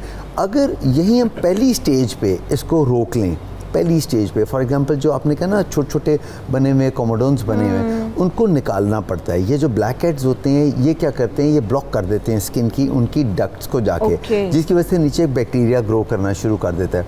अगर ऊपर से इसकी सफाई कर दें, कोई आप उनको कोमोडोन एक्सट्रैक्टर एक मिलते हैं बाज़ार से, उससे आप कोमोडोन्स को, ब्लैक हेड्स को, वाइट हेड्स को आप निकाल दें तो वहाँ पर एक्नी डेवलप नहीं होगी, क्योंकि आपने उसकी जड़ को ख़त्म कर दिया वहाँ पर से। मगर एक दफ़ा अगर वो डेवलप हो गई एक्नी और क्रॉनिक हो गई, समझे मरीज़ हमारे पास आता है कि जी अब मुझे तो साल हो गया है, पिंपल्स बड़े बड़े मोटे मोटे, वो छोटे भी हैं, बड़े भी हैं, मोटे भी, अब डर होता है कि यहाँ पर स्कार रह जाएगा, जब पिंपल जाएगा अपना स्कार रह जाएगा। तो बताना चाहूँगा कि अब इसका एक ट्रीटमेंट आ गया है जो कि मुकम्मल ट्रीटमेंट है। 80 to 90% एक्नी, बड़े जो आबले स्कार बन जाते हैं स्किन पे, वो हमेशा के लिए ख़त्म हो जाते हैं। वो ट्रीटमेंट है विटामिन ए डेरिवेटिव है, जिसको आइसोट्रेटिनोइन कहते हैं। मगर खुद नहीं इंसान ले सकता, डॉक्टर से, डर्मेटोलॉजिस्ट उनको बताएंगे किस हिसाब से, बॉडी वेट के हिसाब से, प्लस फीमेल्स में अकॉर्डिंगली देख के देना पड़ता है। मगर एक प्रॉपर ट्रीटमेंट है जो 4-6 महीने किया जाता है, जिससे अंदर से एक्नी जो है, रूट उसकी जो जड़ है वो ख़त्म हो जाती है और तकरीबन आप कह लें 80 to 90% पिंपल्स वगैरह वहाँ से ये बिल्कुल ख़त्म हो जाते हैं वहाँ से। ठीक है, इस वक्त हमारे साथ कॉलर भी मौजूद है यासीन, उनसे भी साथ साथ बात करते हैं। जी यासीन, क्या क्वेश्चन करना चाहेंगे आप? अस्सलाम वालेकुम। जी वालेकुम अस्सलाम। आपका प्रोग्राम बहुत अच्छा जा रहा है। बहुत शुक्रिया मेरे भाई। आपका सवाल क्या है? ये चेहरे पे छोटे छोटे दाने पड़ जाते हैं, इसके लिए। अच्छा, आप अपने लिए पूछ रहे हैं यासीन? नहीं, बेटे के लिए। अच्छा, बेटे की उम्र क्या है और वो दाने मुझे बताएं, उसमें पस है या सख्त किस्म के दाने हैं, कैसे हैं दाने? वो 10 किस्म की है, वो उसका एज 7 साल है। 7 साल है और अभी से दाने शुरू हो गए हैं। चलिए ठीक है यासीन, अभी पूछ लेते हैं। थैंक यू सो मच, आपने हमें कॉल की। अच्छा डॉक्टर मरियम, जिस तरह से 7 साल का बच्चा है, उसके फेस पे दाने निकलना शुरू हो गए हैं, बता रहे हैं कुछ पस भी है उनके अंदर, तो फिर क्या किया जाए इसका? इसमें जी वो इनको चाहिए कि ज़रूर स्पेशलिस्ट को दिखाएं, बिकॉज जनरली एक्नी की ये स्टेज नहीं होती। हाँ, और दाने तो स्किन में जी बिल्कुल, हम कहते हैं कि जी 5-6 सिम्टम्स पे इतनी हज़ारों बीमारी हैं। हाँ। तो सिर्फ दानों के ऊपर बहुत सी चीज़ें हो सकता है, उसको किसी बहुत सी वजूहात हो सकती हैं। इवन बच्चों में कुछ एक्जिमाज हैं जिसमें ऐसे लगता है कि दाने बन जाते हैं, या कॉन्टैक्ट डर्मेटाइटिस जिसे हम कहते हैं, कुछ चीज़ ऐसी लगाई हो जिसकी वजह से रिएक्शन आ गया हो, या कोई और बैक्टीरियल इन्फेक्शन हैं जो इस उम्र के बच्चों में, इम्पेटाइगो या और डिफरेंट चीज़ें। लेकिन पेशेंट को जनरली वो एक दाना ही नज़र आ रहा होता है और उसके अंदर पीप होती है, सो वो दे थिंक कि वो पीप वाला दाना एक्नी है या गाढ़ा है, लेकिन उसकी बहुत सी कॉजेज़, बहुत सी वजूहात होती हैं। सो वंस वो डॉक्टर को आके दिखाएं कि क्या है, तो उसकी उम्र के लिहाज से एंड देन उसको देख के पता चल सकता है कि वो एग्जैक्टली क्या डिजीज है। लेकिन ये तो बड़ी ख़तरनाक सी सूरत है डॉक्टर साहब, इतनी छोटी सी एज में बच्चे के फेस पे दाने हो जाना, और फिर ये होता है कि जो टीनेजर्स के फेस पे जो दाने निकलते हैं, उनके अंदर पस भी, छोटे छोटे से दाने होते हैं और उनके अंदर, सबके अंदर पस पड़ी हुई होती है, उसको किस तरह से कंट्रोल किया जा सकता है? ये बैक्टीरियल इन्फेक्शंस होती हैं। जब इस तरह का आ जाए कि जिसमें पस आ जाती है, पस का मतलब जरासीम। जरासीम हमारे एटमॉस्फेयर में रूटीन में एक जरासीम्स होते हैं, स्किन के ऊपर भी होते हैं, उनकी इन्फेक्शन हो जाती है, जिसके बाद वहाँ पर फ्रंकुलोसिस, हम एक समझे पसी नोड्यूल्स बन जाते हैं। वो एक्नी नहीं होती है, याद रखें। एक्नी, पिंपल्स और चीज़ होती है, ये वाले पस के दाने बिल्कुल मुख्तलिफ होते हैं। इसमें हिस्ट्री इज़ वेरी इंपॉर्टेंट। उसमें हिस्ट्री में पहले वही ब्लैक हेड्स, वाइट हेड्स बन रहे हैं, इसमें कोई ऐसी चीज़ नहीं है। स्ट्रेट बच्चे कहते हैं गर्मी हबस के मौसम में बहुत कॉमन होते हैं, इसके अंदर ये बैक्टीरिया बहुत ज़्यादा इन्फेक्शन कॉज कर रहा होता है, तो बच्चों में बहुत कॉमन होता है। उसमें होता है हाइजीन इज़ वेरी इंपॉर्टेंट, चेहरे को धोना, साफ़ रखना अपने आप को, देन हल्के कपड़े पहनना बहुत इंपॉर्टेंट है। जितना हब्बस गर्मी में इंसान रहता है ये चीज़ें ज़्यादा इन्फेक्ट होती हैं। फिर ज़्यादा पाउडर का इस्तेमाल करना बहुत इंपॉर्टेंट है। पाउडर जितना इस्तेमाल करेंगे बच्चों के, ये पित्त आजकल निकलती है जिसमें बॉडी के ऊपर छोटे छोटे दाने निकल आते हैं, बच्चे नहा धो के फिर धूप के अंदर फिर खड़े धूप हो में जाते चले हैं। जाते हैं। तो जो पाउडर क्या करता है, ये एक आम, मैं बता रहा हूँ जनरल पब्लिक के लिए, वो एक बैरियर बना देता है। पाउडर एक सॉफ्ट बैरियर बनाता है जिसकी वजह से रगड़ नहीं आएगी, रगड़ नहीं आती तो वहाँ पर एक्जिमा या चंबल नहीं बनती। तो ये वो चीज़ें हैं, आम चीज़ें कि हल्के कपड़े पहनने चाहिए, डार्क पहनेंगे इस मौसम में तो धूप एब्जॉर्ब होगी, ज़्यादा गर्माइश जाएगी। हल्के होंगे तो रिपेल करती है धूप, आपको वापस भेजती है धूप, उसके अंदर एब्जॉर्ब नहीं होती। तो ये चंद वो चीज़ें जो बहुत इंपॉर्टेंट हैं हमारे स्किन में बचत के लिए। आप बजाय इसके कि डिज़ीज़ आ गई उससे पहले अगर आप बचत कर लें, इस मौसम के अंदर नहाएं, अपने बॉडी को खुश्क रखें। खुश्क रखना इज़ अगेन ए बड़ी इंपॉर्टेंट चीज़। लेकिन डॉक्टर साहब, ये जो मेरे भाई ने भी कॉल की थी, गिलगित से उन्होंने कॉल की थी, हो सकता है वहाँ पे कोई अच्छा डॉक्टर या अच्छा डर्मेटोलॉजिस्ट मौजूद ना हो, फौरी तौर पे वो क्या कर सकते हैं? हाँ, फौरी तौर पे जिस तरह अगर जो छोटे छोटे दाने हैं उस पर तो आम जो एंटीबायोटिक ऑइंटमेंट्स होती हैं, क्रीम्स मिलती हैं, वो लगानी है। बाकी तो ये तो हो गया। फिर एक अच्छा face wash is very important अगर कहीं पर भी हैं, क्योंकि फेस वॉशेज़ में क्या है, ये इसमें जितने एक्ने के फेस वॉशेज़ होते हैं इसमें केराटोलिटिक्स होते हैं।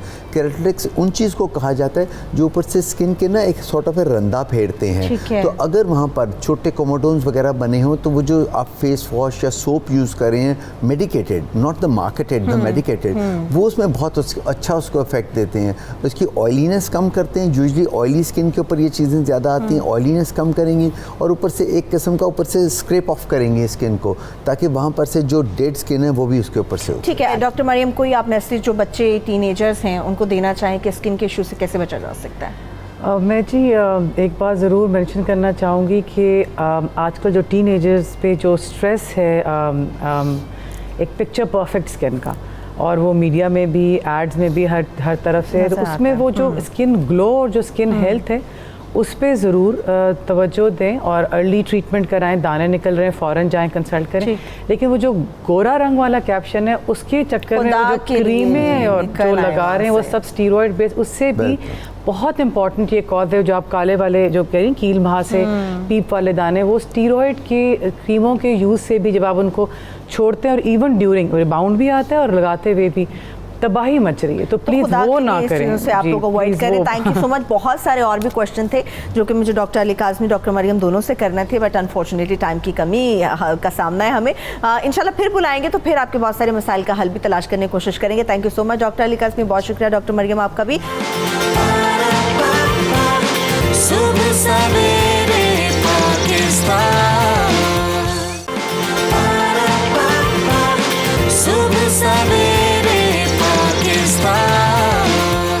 ये तो हर घर का मसला है और हर घर की ज़रूरत पता नहीं बन चुकी हुई है कि बच्चा आपका स्कूल अगर जाता है तो इसके साथ साथ वो ट्यूशन वाली बाजी के पास भी जाएगा। अब ये नहीं पता कि ट्यूशन वाली बाजी के पास वो क्यों जाता है, अगर वो स्कूल भी जाता है, स्कूल में इतनी मोटी मोटी फीसें दी जाती हैं, मगर उसके बावजूद बच्चे को ट्यूशन सेंटर भेजने का जो एक रुझान है, ये जानने की कोशिश करेंगे इसकी वजह क्या। हमारा मयार तालीम बहुत ज़्यादा स्कूल्स के अंदर गिर चुका है, जिसकी वजह से हमारी कोशिश होती है कि बच्चे को ट्यूशन सेंटर में भेजा जाए, या फिर इसके बहुत सारी रीज़न्स होती हैं।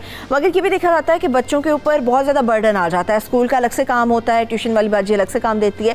ट्यूशन वाला सर भी हो सकता है, मैं मतलब वैसे वो कह रही हूँ, कॉन्सेप्ट ट्यूशन वाली बाजी का ही होता है।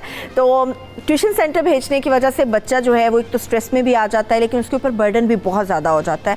आखिर हमें अपने बच्चे को बेहतर तालीम के लिए स्कूल के साथ साथ ट्यूशन सेंटर की तरफ क्यों भेजना पड़ता है, इसकी वजूहात क्या हैं, इस पर बात करने के लिए हमारे साथ स्टूडियोज़ में हमारे गेस्ट मौजूद हैं, उनके साथ बात कर लेते हैं। मैं सबसे पहले तारीफ़ करा दूँ, हमारे साथ स्कूल प्रिंसिपल हैं और सादिया माई साहब अक्सर हमारे शो में आती हैं, बहुत शुक्रिया साहब आपका। इसके साथ माहिर तालीम है डॉक्टर फरहान इबाद साहब, बहुत शुक्रिया डॉक्टर साहब आपकी आमद का।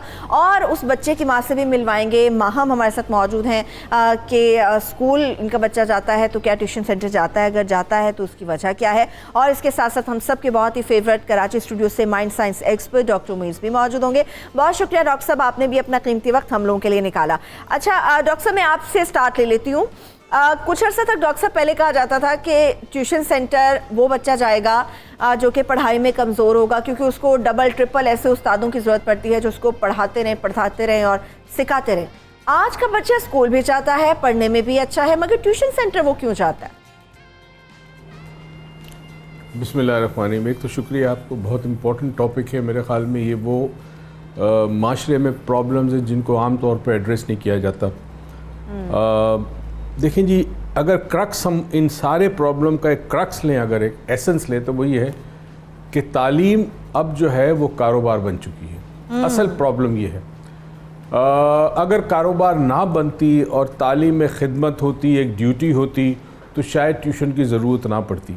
सही। बहुत सारी चीज़ें वक्त के साथ साथ चेंज हो जाती है। जब दुनिया के अंदर तरक्की होती है तो वो तरक्की को हैंडल कैसे किया जाता है, ये बड़ा इम्पॉर्टेंट है। तरक्की का ये मतलब नहीं कि आप अपनी ज़िम्मेदारियों से फ़ारिग हो गए, आपने अपनी ज़िंदगी अपनी मर्ज़ी से गुजारनी है। आपने इस बात का ख्याल नहीं रखना कि जो चीज़ें आपके पास हैं या जो तरक्की के नए असबाब हैं वो आपकी और दूसरों की ज़िंदगी में कैसे असरअंदाज होते हैं। मैं आपको मिसाल दूँ, हमने अपनी तालीम हासिल की, हमने कभी ट्यूशन नहीं लिया, हमें ज़रूरत पेश नहीं आई। दो वजूहत। नंबर वन, जो क्लास में उस्ताद होता था ना, वो कनेक्ट होता था। कम्युनिकेशन स्किल्स में एक लफ्ज़ यूज़ होता है, रेपो कहते हैं उसको। रेपो का मतलब एक ताल्लुक। वो टीचर जो था वो क्लास में हर बच्चे का नाम जानता था हमारा, और वो हमसे ऐसा राब्ता होता था हमारा कि वो जो मुंतकिल करना चाहता था इल्म, वो मुंतकिल करता था। देखिए, जब आप कोई इल्म मुंतकिल करते हैं तो दो तरीके होते हैं। एक तो आप डिस्टेंट रह के, यानी सिर्फ आपने एक चीज़ समझा दी, बता दी, मगर आपने अपनी रूहानी तौर पर, जज्बाती तौर पर, जहनी तौर पर आपने एक रब्त कायम नहीं किया, एक पुल नहीं बनाया। आपने एक चीज़ बता दी, पढ़ के बता दी, बोर्ड पे बता दी। एक होता था, एक रब्त बनता था, एक रेपो बनता था, जिसकी वजह से वो नॉलेज जो है वो ट्रांसफ़र भी होती थी और बच्चा कनेक्ट होता था अपने उस्ताद से, जो कि अब मिसिंग है। और उसकी अगेन इकोनॉमिकल रीजंस है बहुत ज़्यादा। दूसरी चीज़ होती थी कि जब हम घर आते थे दोपहर को, तो खाना खाने के बाद शाम को वालिद या वालदा जो भी अवेलेबल होता था उसके साथ बैठ के हम एक चीज़ किया करते थे, उसको कहते थे होमवर्क। होमवर्क वो होता था जो स्कूल में पढ़ाया गया, उसको हम रिवाइज़ करते थे, वालिदा समझाती थी। अब वो कल्चर भी चला गया, क्योंकि देखिए सच्ची बात ये है कि अगर वालिद शाम रात को लेट घर पे आ रहा है, उसके पास टाइम नहीं है, वो थका हुआ है, हमारी वालिदा जो है वो घर में बिज़ी है, खाना भी बनाना है, दुनिया जहाँ की चीज़ें, शायद टाइम पहले ज़्यादा था या मसरूफियत कम थी। तो अब जो पूरा एक स्ट्रक्चर चेंज हुआ है हमारे घरों का, हमारे माशरे का, उसकी वजह से हो गया कि बच्चा जो है जब स्कूल से आता है तो उसने खाली सुना है टीचर से, वो बात दिल में नहीं उतरी। अब उसको प्रॉब्लम है कि एग्जाम में क्या करेगा। माँ बाप घर में पढ़ा नहीं सकते, तो बेस्ट तरीका ये कि ट्यूशन पे भेज दिया, बच्चा ट्यूशन पे वही चीज़ रिवाइज कर रहा है। अच्छा, ये भी देखा गया है, माफ़ी चाहता हूँ प्रिंसिपल साहब बैठे, हमने अक्सर देखा है कि स्कूल के कई टीचर शाम को ट्यूशन सेंटर्स में काम करते हैं। बिल्कुल ऐसा। अगर ट्यूशन सेंटर में काम हो रहा है तो स्कूल में तवज्जो इसलिए नहीं दी होगी कि ट्यूशन सेंटर चल नहीं सकते। तो ये सारा का सारा हमारा माहौल, माशरे के अंदर बहुत बड़ी तब्दीली आई है। दुनिया में तब्दीली मुस्बत रास्ते की तरफ ले जाती है, इर्तिका के मनाजिल तय होते हैं, डेवलपमेंट होती है। हमारे यहाँ रिवर्स गेयर लग रहा है। हम हर चीज़ की जिम्मेदारी किसी और चीज़ पर डालकर हम जो है वो बड़ी जिम्मा हो जाते हैं। ठीक है डॉक्टर साहब, मैं आपकी सब बातों से इत्तेफाक करूंगी, आपने बड़ी खूबसूरत बातें की और वाकई आज के टाइम में अगर देखा जाए तालीम वाकई एक कारोबार बन चुकी है। डॉक्टर फरहान साहब, जिस तरह से डॉक्टर मुईज़ साहब ने बात की, वहीं से बात को आगे बढ़ा देते हैं। एक स्कूल टीचर है या कॉलेज टीचर है या यूनिवर्सिटी का टीचर है, तो वो अपने सब्जेक्ट्स के हिसाब से, अपने लेवल के हिसाब से पढ़ाता तो है, मगर इसके साथ साथ ट्यूशन भी देता है। जब वो बच्चे को या स्टूडेंट जिसको भी 5 से 6 घंटे स्कूल में पढ़ा रहा है, ऐसी कौन सी ताकत की गोली है जो सिर्फ 2 घंटे में दी जा सकती है और उसी टीचर के ट्यूशन सेंटर पे दी जा सकती है? इसकी क्या वजह होती है? शुक्रिया। डॉक्टर मुईज़ ने जो बात की, मैं इनसे कोई 120% एग्री करूँगा। Times have change but we are going, we have had a reverse care, is very right about that. देखिए, मैंने भी जिस तरह डॉक्टर मुईज़ साहब, मैं भी उन्हीं की शायद जनरेशन से ताल्लुक़ रखता हूँ, ट्यूशन नहीं पढ़ी। एक चीज़ में नलायक था, मेरी मैथमेटिक्स बहुत कमज़ोर थी। अच्छा। सो मुझे मैथमेटिक्स की ट्यूशन पढ़नी पड़ी। मेरे घर में मेरे उस्ताद आके मुझे पढ़ाते थे, और मेरे वालिद खुद भी एक उस्ताद थे, मेरी वालदा भी उस्ताद थी, और वो शर्मिंदा होते थे इस बात पे, वो बताते नहीं थे इस बात को कि दिस वाज समथिंग कि भाई हमारा बच्चा नलायक है एक पर्टिकुलर सब्जेक्ट में, तो जैसे ट्यूशन पढ़ता है। It has reversed. अब मसले मसाइल ये आते हैं कि जो बच्चा ट्यूशन नहीं पढ़ता, वो एक साइकोलॉजिकल कॉम्प्लेक्स में उसका पेरेंट भी जा रहा है, वो बच्चा भी पता नहीं क्यों जा रहा है। ये बात समझा के कम से कम मैं, क्योंकि मैं तो यूनिवर्सिटी लेवल पे या सीनियर लेवल पे पढ़ाता हूँ, स्कूल लेवल के अंदर भी यही बात मेरी होती है कि ये एक गलत कॉन्सेप्ट है, ये ट्रेंड बना दिया गया है, ये एक फैशन बन चुका है। लोग, मेरा ख्याल है पेरेंट का ज़्यादा ये प्रॉब्लम है उस स्टूडेंट से। मैं आपको एक छोटी सी एग्जांपल देता हूँ। मेरा भतीजा अभी ए लेवल्स में 8 एस्ट लेके, अच्छा 4 ए स्टार्स वो लेवल में 8 स्टेज ला लेके वो अभी गवर्नमेंट कॉलेज यूनिवर्सिटी में दाखिल हुआ है। अच्छा, और उसका मेरिट पे भी कोई 4था नंबर था गवर्नमेंट कॉलेज यूनिवर्सिटी के अंदर, फर्स्ट ईयर के अंदर। उसके माँ बाप उसको क्या कहते हैं, वो बेचारा सुबह 8 बजे पहुंचता है कॉलेज, क्लास कंटिन्यूस 2 बजे तक वो क्लासेस लेता है, 3:30 बजे तक वो घर पहुंचता है, उसको 4 बजे फिर धकेल दिया गया। वो बेचारा वो लायक बच्चा है। अगर वो 8 ए स्टार्स लेके आया है तो वो लेवल में कोई लायक आदमी नहीं होगा। लायक नहीं था। उनके वाले साहब परसों तरसों मेरे पास तशरीफ लाए, मेरे कज़न। उन्होंने कहा हम उसको इस तरह कर रहे हैं। मैंने कहा तुम मारना चाहते हो? Do you want to kill your child? What are you doing? तुम्हारा बच्चा एक लायक बच्चा है, तुम उसको क्यों भेज रहे हो?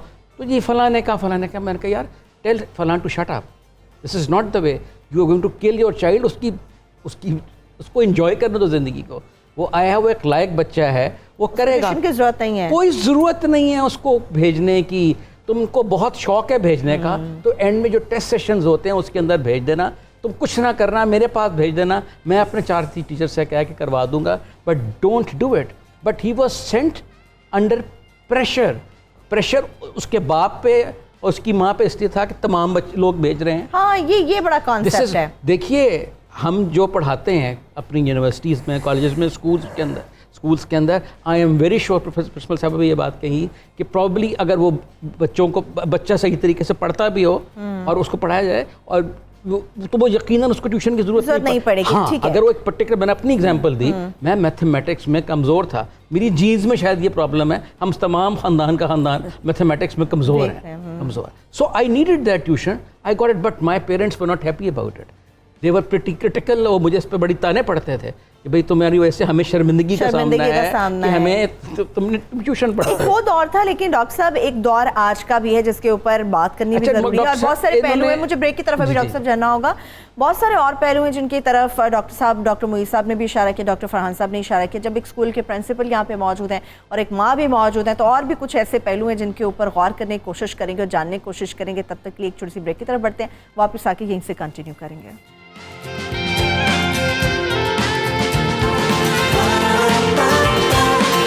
सुबह सवेरे पाकिस्तान, सुबह सवेरे पाकिस्तान।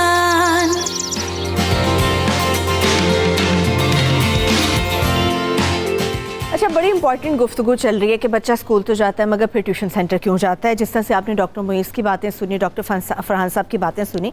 अच्छा, साथ ही हमारे साहब जिस तरह से उन्होंने इशारा किया कि शायद ये एक ट्रेंड बन चुका है, बहुत सारे बच्चे जा रहे होते हैं तो फिर माँ बाप अपने बच्चे को भी धकेल देते हैं उसी कुएं के अंदर। आप स्कूल प्रिंसिपल हैं, बहुत सारे पेरेंट्स आपके पास आते होंगे कि जी देखिए हमारे बच्चे के मार्क्स, या आप लोग कॉल करते हैं देखिए अपने बच्चे की मार्कशीट आप चेक करें कितनी ज़्यादा लो जा रही है। उसमें मैं आपको या किसी को स्पेशली मैं टारगेट नहीं कर रही, वैसे एक जो आम कॉन्सेप्ट होता है, फलाना बच्चा देखिए फलाने ट्यूशन सेंटर में आता है या फलाना बच्चा हमारे ट्यूशन सेंटर में आता है, उनकी आप मार्कशीट चेक करें। तो ये एक जो धकेलने वाली कोशिश है ये स्कूल्स की तरफ से भी होती है। उसकी वजह क्या है? बच्चा 8-10 घंटे तो आपके स्कूल में भी गुजार रहा है, तो फिर 2-3 घंटे में वो क्या करेगा? और एक्चुअली ट्यूटर में और एक एकेडमी में ज़रा सा फ़र्क है। एकेडमी में जो लोग बच्चे जाते हैं वो ट्यूटर, पर्सनल ट्यूटर जैसे हुआ करता था कि 1 to 1 वो घर पे बुलाकर वो करवाया करता था। जो बच्चा स्कूल में करता है उसको रीइंफोर्स करवाया जाता था, और अभी भी कुछ जगहों पर ऐसा होता है क्योंकि जो सब्जेक्ट्स हैं वो इतने ज़्यादा तेज़ हो गए हैं और किताबें इतनी मुश्किल हो गई हैं अब की, जिसके बीच में 21st सेंचुरी स्किल्स ने ऐड कर दिया है। तो तमाम माँ बाप जो हैं वो वाकई ही नहीं पढ़ा सकते, बिल्कुल भी नहीं। अगर हम कहेंगे कि मैथ उनका ज़बरदस्त है या अंग्रेज़ी है या साइंस में दे नो एवरीथिंग, तो I would like to say that is not possible. वो एक बिल्कुल डिफरेंट क्लीशे है कि आपने बच्चे को एक बेहतरी की तरफ भेजना है। लेकिन एकेडमी जो सेंटर्स बन चुके हैं वो मेरे ख्याल में तो सिर्फ आपको रट्टा लगवाते हैं। जैसे अभी इन्होंने कहा कि इनका जो एक भांजा भतीजा है वो स्टार्स लेकर गया है, मेरे नज़दीक स्टार्स तो हर कोई नहीं लेगा, लेकिन क्या वो एक ऑसम इंसान भी है? उसकी मेंटल हेल्थ बकौल इनके बिल्कुल ख़राब हो गई है बिकॉज उसको स्ट्रेस में डाला जा रहा है। मेरे नज़दीक जो ट्यूशन सेंटर्स हैं वो सिर्फ आपके बच्चे को एक ऐसा रास्ता दिखाते हैं जिसके बीच में उन्होंने सिर्फ मार्क्स लेने हैं, ना तो उनकी कोई सेल्फ ग्रूमिंग होती है, ना वहाँ पर कोई साइकोलॉजिस्ट आकर बच्चों से बात करते हैं, ना उनको कोई मोटिवेट किया जाता है। उनको सिर्फ तैयार किया जाता है कि ये 10 सवाल याद कर लो और 9वीं 10वीं में तुम हिट हो जाओगे। या ओ और ए लेवल्स में एकेडमीज़ भरी हुई हैं, मैं नाम तो नहीं लूँगी, लेकिन इतनी एकेडमीज़ है माशाल्लाह लाहौर में जिसमें हज़ारों की तादाद में बच्चे पढ़ते हैं। ये सिर्फ लाहौर ही नहीं, हर शहर का मसला है। आप पूरे पाकिस्तान में ले लीजिए कि ऐसा है। मैं यहाँ पर थोड़ी सी बात ज़रूर बार बार कहती हूँ कि रीइंफोर्स करवाने में, जैसे अगर कोई सिपारा आपके बच्चों को पढ़ाता है तो आप घर में उसको रीइंफोर्स करवाएंगे, क्योंकि कुरान पाक माशाल्लाह सब पढ़े होते हैं तो वो रीइंफोर्स करवा सकते हैं।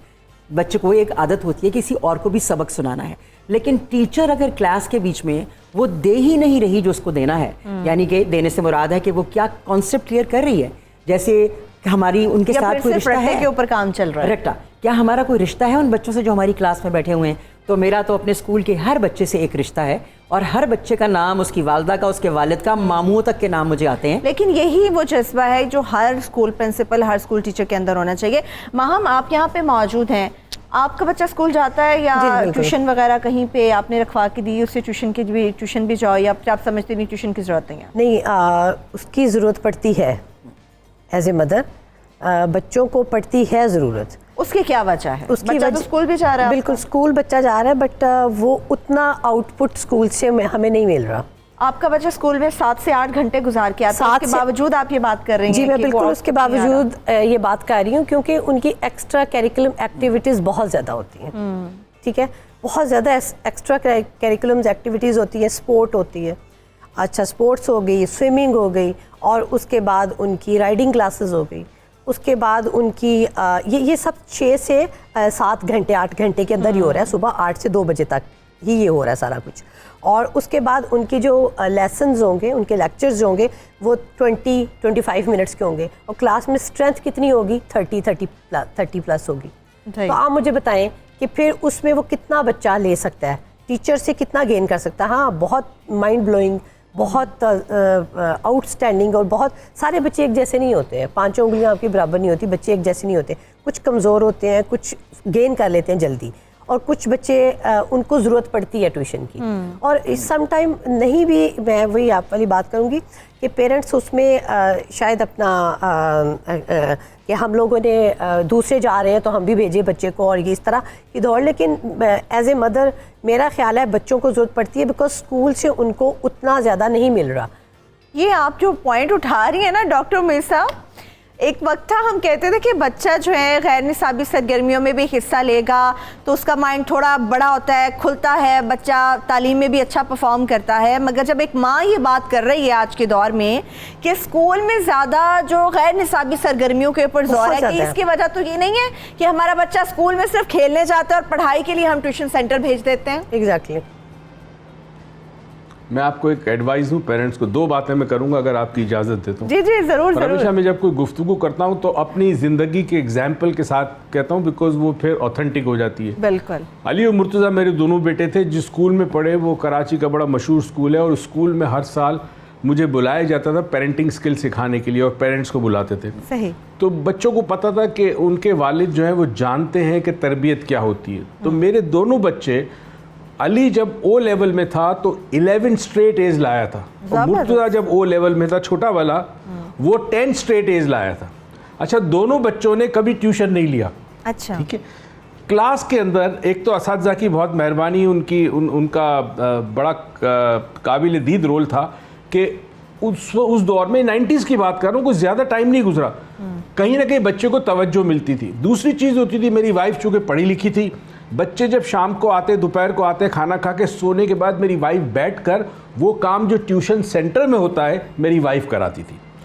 रात को मैं क्या करता था, ये भी बड़ा इंपॉर्टेंट है, ख़ासकर जो वालिदैन अगर ये प्रोग्राम देख रहे हैं, जब आप चाहते हैं कि बच्चे को कोई नसीहत करे और आपका बच्चा नसीहत पे अमल नहीं करता तो किस तरह करनी चाहिए ये बताना चाह रहा हूँ। जब बच्चों का स्लीपिंग टाइम होता था तो मैं उनके कमरे में बैठता था, और वो एक वक्त होता है उसे कहते हैं प्री स्लीप, यानी आधी गुनूद की है और आधी इंसान जो अभी बेदार है, सोया नहीं है, सोने से पहले का कुछ वक्त होता है। वो उसको हिप्नोटिक स्टेट कहते हैं, यानी एक खिड़की खुलती है जो सीधी तहत शऊर में जाती है। जब आप बच्चे को नसीहत करते हैं तो वो शऊरी तौर पर सुनता है और वो उसको रिजेक्ट भी कर सकता है अगर उसके पसंद की नहीं है, मगर जब वो कॉन्शियस की विंडो बंद होके सब कॉन्शियस की विंडो खुलती है, उस वक्त जो बात आप करेंगे आपके बच्चे के तहत शऊर में चली जाएगी। तो वहाँ बैठ कर गुफ्तगू के दौरान कहानी के अंदर मैं ऐसी बातें डालता था जिसको हम कहते हैं एम्बेडेड कमांड। ये कमांड होती थी मगर छुपी हुई होती थी। बच्चे जब आहिस्ता आहिस्ता जब बड़े होने लगे तो वो जो तहत शऊर में बातें डाली थी, नंबर 1 तुम ये कर सकते हो, हाँ ये मुमकिन है, दुनिया में बहुत सारे लोगों ने किया है, हर चीज़ हो सकती है।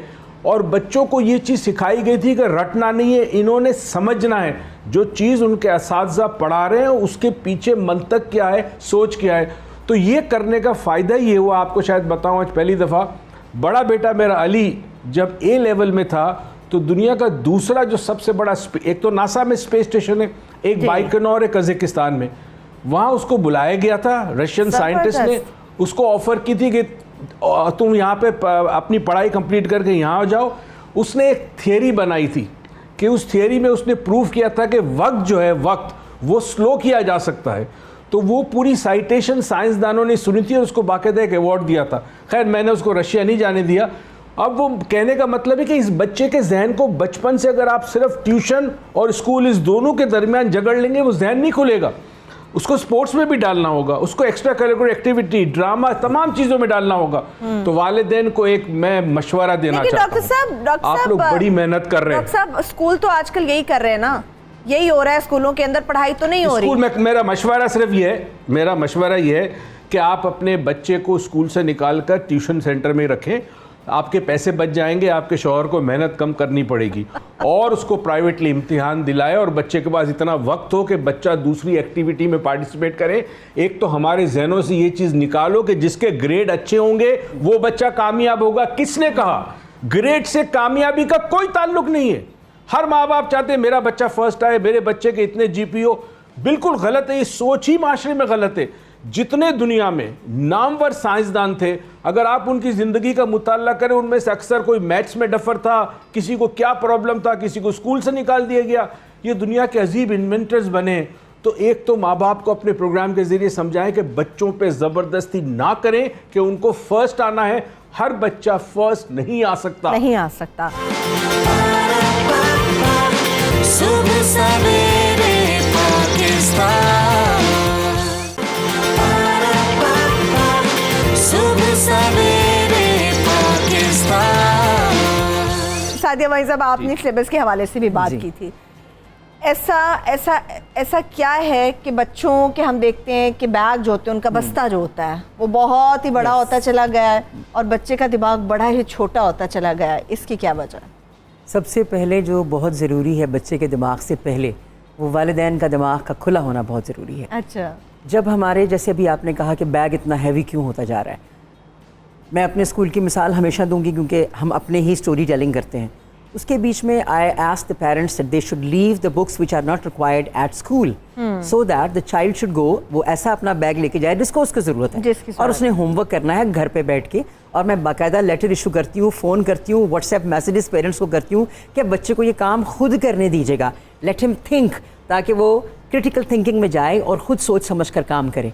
तो हमने जो बैग को अगर हल्का किया तो पेरेंट की आधे घंटे के बाद कॉल आ गई कि ओह आपने तो बैग से किताबें निकाल ली हैं। मैंने कहा इसलिए कि वो ज़रूरी नहीं है, तो आप उधर रहने दें, क्योंकि बच्चे का बैग बहुत हैवी होता है तो कमर बिल्कुल ऐसे करके झुक जाती है, जो कि झुकनी कोई 80 साल के बाद ही होनी चाहिए, लेकिन हमारे बच्चों की कोई 7 साल तक कमर झुक चुकी होती है। दिमाग तो बेचारों का वैसे ही ख़त्म हो चुका होता है, क्योंकि माँ बाप जो हैं वो इतना प्रेशराइज करते हैं बच्चों को, जैसे ग्रेड, मार्क्स, स्टार्स ये लेकर आना, ओहो तुम्हारी टीचर ने ये क्यों नहीं लिखा, वेल डन और एक्सीलेंट, कीप इट अप, वो इन चीज़ों का रहते हैं। गाल पे एक अच्छा सा स्टार क्यों नहीं बनाया गया, लाल रंग का होना चाहिए वो और उसमें रंग भर देना चाहिए। तो जब हम बैग खाली करते हैं, हल्का करते हैं, तभी पेरेंट्स को इतराज़ होता है, और जब उसको भर के भेजते हैं और बच्चा बिल्कुल रहरू जाता है तब भी वो उनको इतराज़ होता है। तो येस यू आर राइट कि बैग हैवी है, लेकिन उसके बीच में जब तक पेरेंट्स हमारे साथ कोइंसाइड नहीं करेंगे, वो कोऑपरेट नहीं करेंगे और इकट्ठे बैठकर बात नहीं करेंगे, ये बात इधर ही रह जाएगी, इधर ही रह जाएगी। अच्छा माइम साहब, मुझे ये आप बताएं कि ठीक है गैर निसाबी सरगर्मियाँ ज़रूरी हैं, ठीक है, पहले मैं कॉलर ले लेती हूँ। शाहिदा हमारे साथ मौजूद, उनसे बात करते हैं। जी मेरी बहन शाहिदा, बात कीजिए। साजिदा अगर हमें सुन सकती हैं तो बात कीजिए। अस्सलाम वालेकुम। वालेकुम अस्सलाम। डॉक्टर मोई साहब से बात करनी। डॉक्टर साहब सुन रहे हैं, आप बात कीजिए। ठीक है, अस्सलाम वालेकुम डॉक्टर साहब। वालेकुम अस्सलाम। मैं ना सियालकोट से साजिदा बात कर। जी सिया कहिए। डॉक्टर साहब जो आपने बताया था ना, प्याले में ये काम करना है। मेरी बहन आपकी आवाज़ ना डॉक्टर साहब सही तरह से जा रही है, ना हम सही तरह से सुन पा रहे हैं। आप दोबारा से कॉल कीजिए, फिर डॉक्टर साहब से आपकी बात करा देते हैं। अच्छा माम साहब, जिस तरह से मैं गुफ्तगू कर रही थी, ठीक है, बच्चे के लिए गैर निसाबी सरगर्मियाँ भी ज़रूरी होती हैं। चलिए, तमाम स्कूल में जिस तरह से डॉक्टर फरहान साहब ने बात की, तमाम स्कूल में स्विमिंग और राइटिंग और इस टाइप की चीज़ें बहुत ज़्यादा नहीं होती, चंद ऐसे स्कूल हैं जहाँ पे होती हैं। मगर आपको कितना खर्च, कितना एक्सपेंस बर्दाश्त करना पड़ता है? आज बच्चा आपका कह रहा है कि मामा कल हमारे ईटिंग फेस्टिवल है, मामा परसों हमारे गोल्डन नाइट चल रही है, मामा तरसों हमारे डांस पार्टी चल रही है, और फिर उसके बाद आ जाता है बच्चों का ट्रिप जा रहा है, वहाँ पे जाना है, फिर आ जाता है कि बच्चे सब घर से कुछ ना कुछ बना कर लेकर आएंगे। तो ये कितना एक्सपेंस होता है कि आपको लगता है कि यार इनकी स्टडीज़ से ज़्यादा मुझे पैसा इस चीज़ में भरना? एग्जैक्टली, मैं यही बात डॉक्टर फरहान साहब की मैं क्लियर कर दूँ थोड़ी सी, कि मैंने ये नहीं कहा कि एक्स्ट्रा करिकुलम एक्टिविटीज़ होनी ही नहीं चाहिए। होनी चाहिए, बिल्कुल होनी चाहिए। मेरे अपने स्कूल में थी, बहुत ज़्यादा थी। मैं बहुत अच्छी एथलीट थी, मैं स्विमर भी बहुत अच्छी थी, और मैं लॉन्ग जंप में बहुत ज़्यादा मैंने किया। मैं डिबेटर बहुत अच्छी थी। तो वो ये एक्टिविटीज़ होनी चाहिए, बहुत ज़रूरी है, बट वो इतनी ज़्यादा नहीं होनी चाहिए कि बच्चों को स्टडी का ही ना टाइम मिले, उनको स्टडी का ही ना टाइम मिले। वो इतनी ज़्यादा एक्टिविटीज़ नहीं होनी चाहिए। मैं ड्रामेटिक सोसाइटी की मेंबर भी रह चुकी हूँ, उसकी प्रेसिडेंट भी रह चुकी हूँ, मैंने खुद ये साथ में पार्टिसिपेट किया, बट वो इतनी ज़्यादा नहीं थी। एक वीक में हर एक का एक टाइम होता था। अब वो स्टडी पे भी हमारा फोकस होता था कि हमने ये चीज़ें अचीव कर लेनी है। हमारा 35 मिनट्स का या 45 मिनट्स का 40 मिनट्स का हमारा लेक्चर होता था, और हमें टीचर से उतना मिल जाता था कि हमें ट्यूशन वगैरह नहीं पढ़नी पड़ती थी। लेकिन अब वो इतनी ज़्यादा बोनफायर हो रहा है। उसके बाद स्पोर्ट फेस्टिवल स्टार्ट होता है, तो वो एक वीक स्टार्ट रहता है, चलता रहता है, वो एक वीक चलता रहता है। फिर उसके बाद आपकी जो दूसरी एक्टिविटीज़ आपने बताया है, बोनफायर है, म्यूजिकल नाइट्स हैं, मतलब ये इतना ज़्यादा हो रहा है। ये एलीट क्लास के कुछ 2 या 5% स्कूल्स में हो रहा है, और सबको पता है कि ये हो रहा है, सर को भी पता होगा ये हो रहा है। और वहाँ पे फिर बच्चा, आप बताएं कि वो किस तरीके से फिर बच्चा पूरा का पूरा वहाँ से टीचर जो है वो खुद कह रहे हैं, जब मैं जवाब दे दूँ, वो टीचर खुद कह रहे हैं, टीचर खुद कह रहे हैं कि जी मेरा ट्यूशन सेंटर है और मैं यहाँ तुम्हें प्रॉपर टाइम नहीं दे सकता क्योंकि ज़्यादा स्टूडेंट हैं, आप बेटा वहाँ पे आ जाए। मेरा जवाब इसमें दे दें। जी डॉक्टर साहब, आप इन स्कूल में मत भेजें। ये 5% स्कूल्स होंगे, ये आप देखिए, इन स्कूल में मत भेजें, बायकॉट करें इन schools का। You should not send your school to your child to such a school which is doing this। देखिए 5-5 मरले में तो यहाँ पे स्कूल बने हुए स्कूल्स का, यहाँ हम स्पोर्ट्स की बात करते हैं, you're talking about schools। मैं बोर्ड का चेयरमैन रहा हुआ हूँ। मैंने एक्चुअली, मेरे पास एक खत आया, मैं जब बोर्ड का चेयरमैन था, कि जी प्लीज़ ये एक एक्स स्कूल है, मैं am not naming, x school है, उसको आके देखें। मैं उस स्कूल के अंदर गया, वो एक 5 मरले में 5 मंजिलों पे बना हुआ स्कूल था। Oh my God। एंड उसमें वो जिस तरह मुर्गियाँ नहीं आप भर देते, इस तरह बच्चे, I had to seal that school. मैंने उसको सील कर दिया। जी देखिए, स्कूल्स के लिए भी पैरामीटर्स होने चाहिए। सुप्रीम कोर्ट ने अब फॉर एग्जांपल फ़ी के लिए किया है, मेरा ख्याल है एक सुओ मोटो एक्शन इस पर भी होना चाहिए कि फ़ी के साथ साथ आप ये देखें कि स्कूल की इमारत कितनी है। फॉर एग्जांपल मैं थोड़ा सा कि हम इस सिलसिले में बिल्कुल इसमें देखिए, ये आप वहाँ पे ये करें, एक पैरामीटर्स वो करें। डॉक्टर मुराद राज से हमारी इस सिलसिले में काफ़ी डिटेल डिस्कशन हुई, इवन शफकत महमूद से भी हुई। लेकिन आप लोग उनको बैन भी तो नहीं करते। अब जब हमने ये प्रॉब्लम है ना, रजिस्ट्रेशन भी तो सबकी होती चली जा रही है ना, रजिस्ट्रेशन भी तो रेगुलेटरी अथॉरिटी कर रही है ना, और रेगुलेटरी अथॉरिटी जाती है, चेक करती है, तो वो देती है नहीं, ऐसी बात मैं आपको बताता हूँ। आप कुछ ऐड ऑन करना चाहेंगे, फिर मैं डॉक्टर साहब के पास चली जाऊंगी। मुझे बड़ी हंसी आ रही है इसलिए कि मैं एक इदारा रन कर रही हूँ जिसके बीच में नो स्विमिंग पूल, हमारी तो फीस जो वो है जो पेरेंट की पॉकेट के मुताबिक ली जाती है, वो बेचारा नहीं देता। हम कहते हैं इट्स परफेक्टली ओके, आप अपना बच्चा भेजें क्योंकि हमने पढ़ाना है। I am a born educationist and I have a very good background, so does not matter if my बच्चे जो हैं वो स्विमिंग नहीं कर रहे, मेरे बच्चों के दिमाग के अंदर कॉन्सेप्ट्स क्लियर हो रहे हैं, उन्हें कम्युनिटी सर्विस सिखाई जा रही है, उनको अपने रिश्तों को संभालना सिखा। किताबें तो सब पढ़ा लेंगे, स्टार भी ले लेंगे, गुड भी मिल जाएगा, लेकिन क्या आप इंसान बना रहे हैं? तो मैं ऐड ऑन करूंगी कि हमारे पास तो स्विमिंग पूल नहीं है, काफी कम है, हमारे पास घोड़ा नहीं है जिसमें बैठ के वो राइडिंग करे, तो मेरे बच्चे बेंच के ऊपर लेटते हैं। अच्छे उस्ताद शुक्र उसकी जात का बिल्कुल मौजूद है मेरे। I am so happy that I am blessed. मैं डॉक्टर साहब की तरफ जाऊंगी, मगर उससे पहले मैं बता दूं, मैं खुद एक ऐसे स्कूल को विजिट कर चुकी हूँ जिसकी छोटा सा वो स्कूल था, और रजिस्ट्रेशन तो हर एक को मिलती चली जा रही है, हर घर में स्कूल खुल रहा है, बच्चे जंगलों के ऊपर बैठे हैं, बच्चे स्टेयर्स के ऊपर बैठे हैं, जो स्कूल की ऑनर थी वो चौकी जो पीढ़ी जिसे हम कहते हैं उसके ऊपर बैठी हुई हैं, वो साइड पे हैं, और खचाखच वो स्कूल बच्चों से भरा हुआ है, बुरे हालात है वहाँ पर, फैमिली के अंदर कुकिंग भी वहीं हो रही है, बच्चे को तालीम भी वहीं दी जा रही है। डॉक्टर साहब, लास्टली स्कूल और खासतौर पर ट्यूशन सेंटर से रिलेटेड कोई आप मैसेज कन्वे करना चाहें? मैं एक सिर्फ ये बात कहना चाहूँगा कि अगेन मैं बड़ा रियलिस्टिक होकर देख रहा हूँ, इस वक्त सारा प्रॉब्लम इकोनॉमिक्स का है, पूरी दुनिया जो है इकोनॉमिक्स की ऊपर घूम रही है। The world goes round and everything is around, मतलब सराउंडेड बाय मनी, और वो ज़रूर भी है, ठीक है, आई कैन अंडरस्टैंड। हमें एक ऐसा रास्ता ढूंढना होगा कि जिसमें हम माशरे के साथ साथ चल भी सके, तरक्की में हिस्सा भी ले सके, और हमारे बच्चों की तरबियत भी अच्छी हो। तो मैं सिर्फ माँ बाप से गुजारिश करूँगा कि वो जो ट्यूशन वाला काम था, वो माँ बाप प्लीज़ अपने बच्चों को टाइम दे, और उस वक्त माँ या वालिद जो भी मौजूद हो घर में, वो बैठकर बच्चों को वो होमवर्क कराएं, बच्चों को ट्यूशन सेंटर ना भेजें। ये जो आदत है, ये आदत नफ्सियाती तौर पर बच्चे को गुलाम बना देगी जिंदगी में, वो हमेशा डिपेंडेंट होगा। आप उसे सिखाएं कि वो खुद अपने माइंड को इस्तेमाल करे, अपने प्रॉब्लम का सोल्यूशन खुद ढूंढे, अपने प्रॉब्लम का। लास्टली आप भी डॉक्टर साहब कोई जी, मैं टोटली एग्री करता हूँ डॉक्टर मुईज साहब से। इन स्कूल्स का जहाँ पे वो कहते हैं ना, जहाँ पे जिस तरह फरमाया कि जी हमारे पास आके शाम को इन स्कूल्स का बायकॉट करें। देखिए, we as an individual, as a parent also have a duty. I as an educationist, we also have a duty. इसी तरीके से the parents also have a duty. Please do not मैं ये कहना चाहूँगा कि please do not send your children to such schools. Boycott such schools जो ऐसा करते हैं। एंड आई टोटली एग्री, बच्चे को खुदा का वास्ता उसका जहन खुला करें, बहुत शुक्रिया। Thank you so much doctor Farhan Ibad आपका, सादिया माई साहब आपका बहुत शुक्रिया, महम आपका शुक्रिया। Thank you so much doctor Muiz, आपके भी कीमती वक्त का। इसके साथ ही सुबह पाकिस्तान से मुझे इजाजत दीजिए, और डेफिनेटली आप लोगों को आज के शो से सीखने के लिए बहुत कुछ मिला होगा। हमारे आज के शो का फीडबैक हमें ट्विटर फेसबुक पेज पर जरूर दीजिएगा। अपना बहुत सा ख्याल रखिए, खुदा हाफिज़।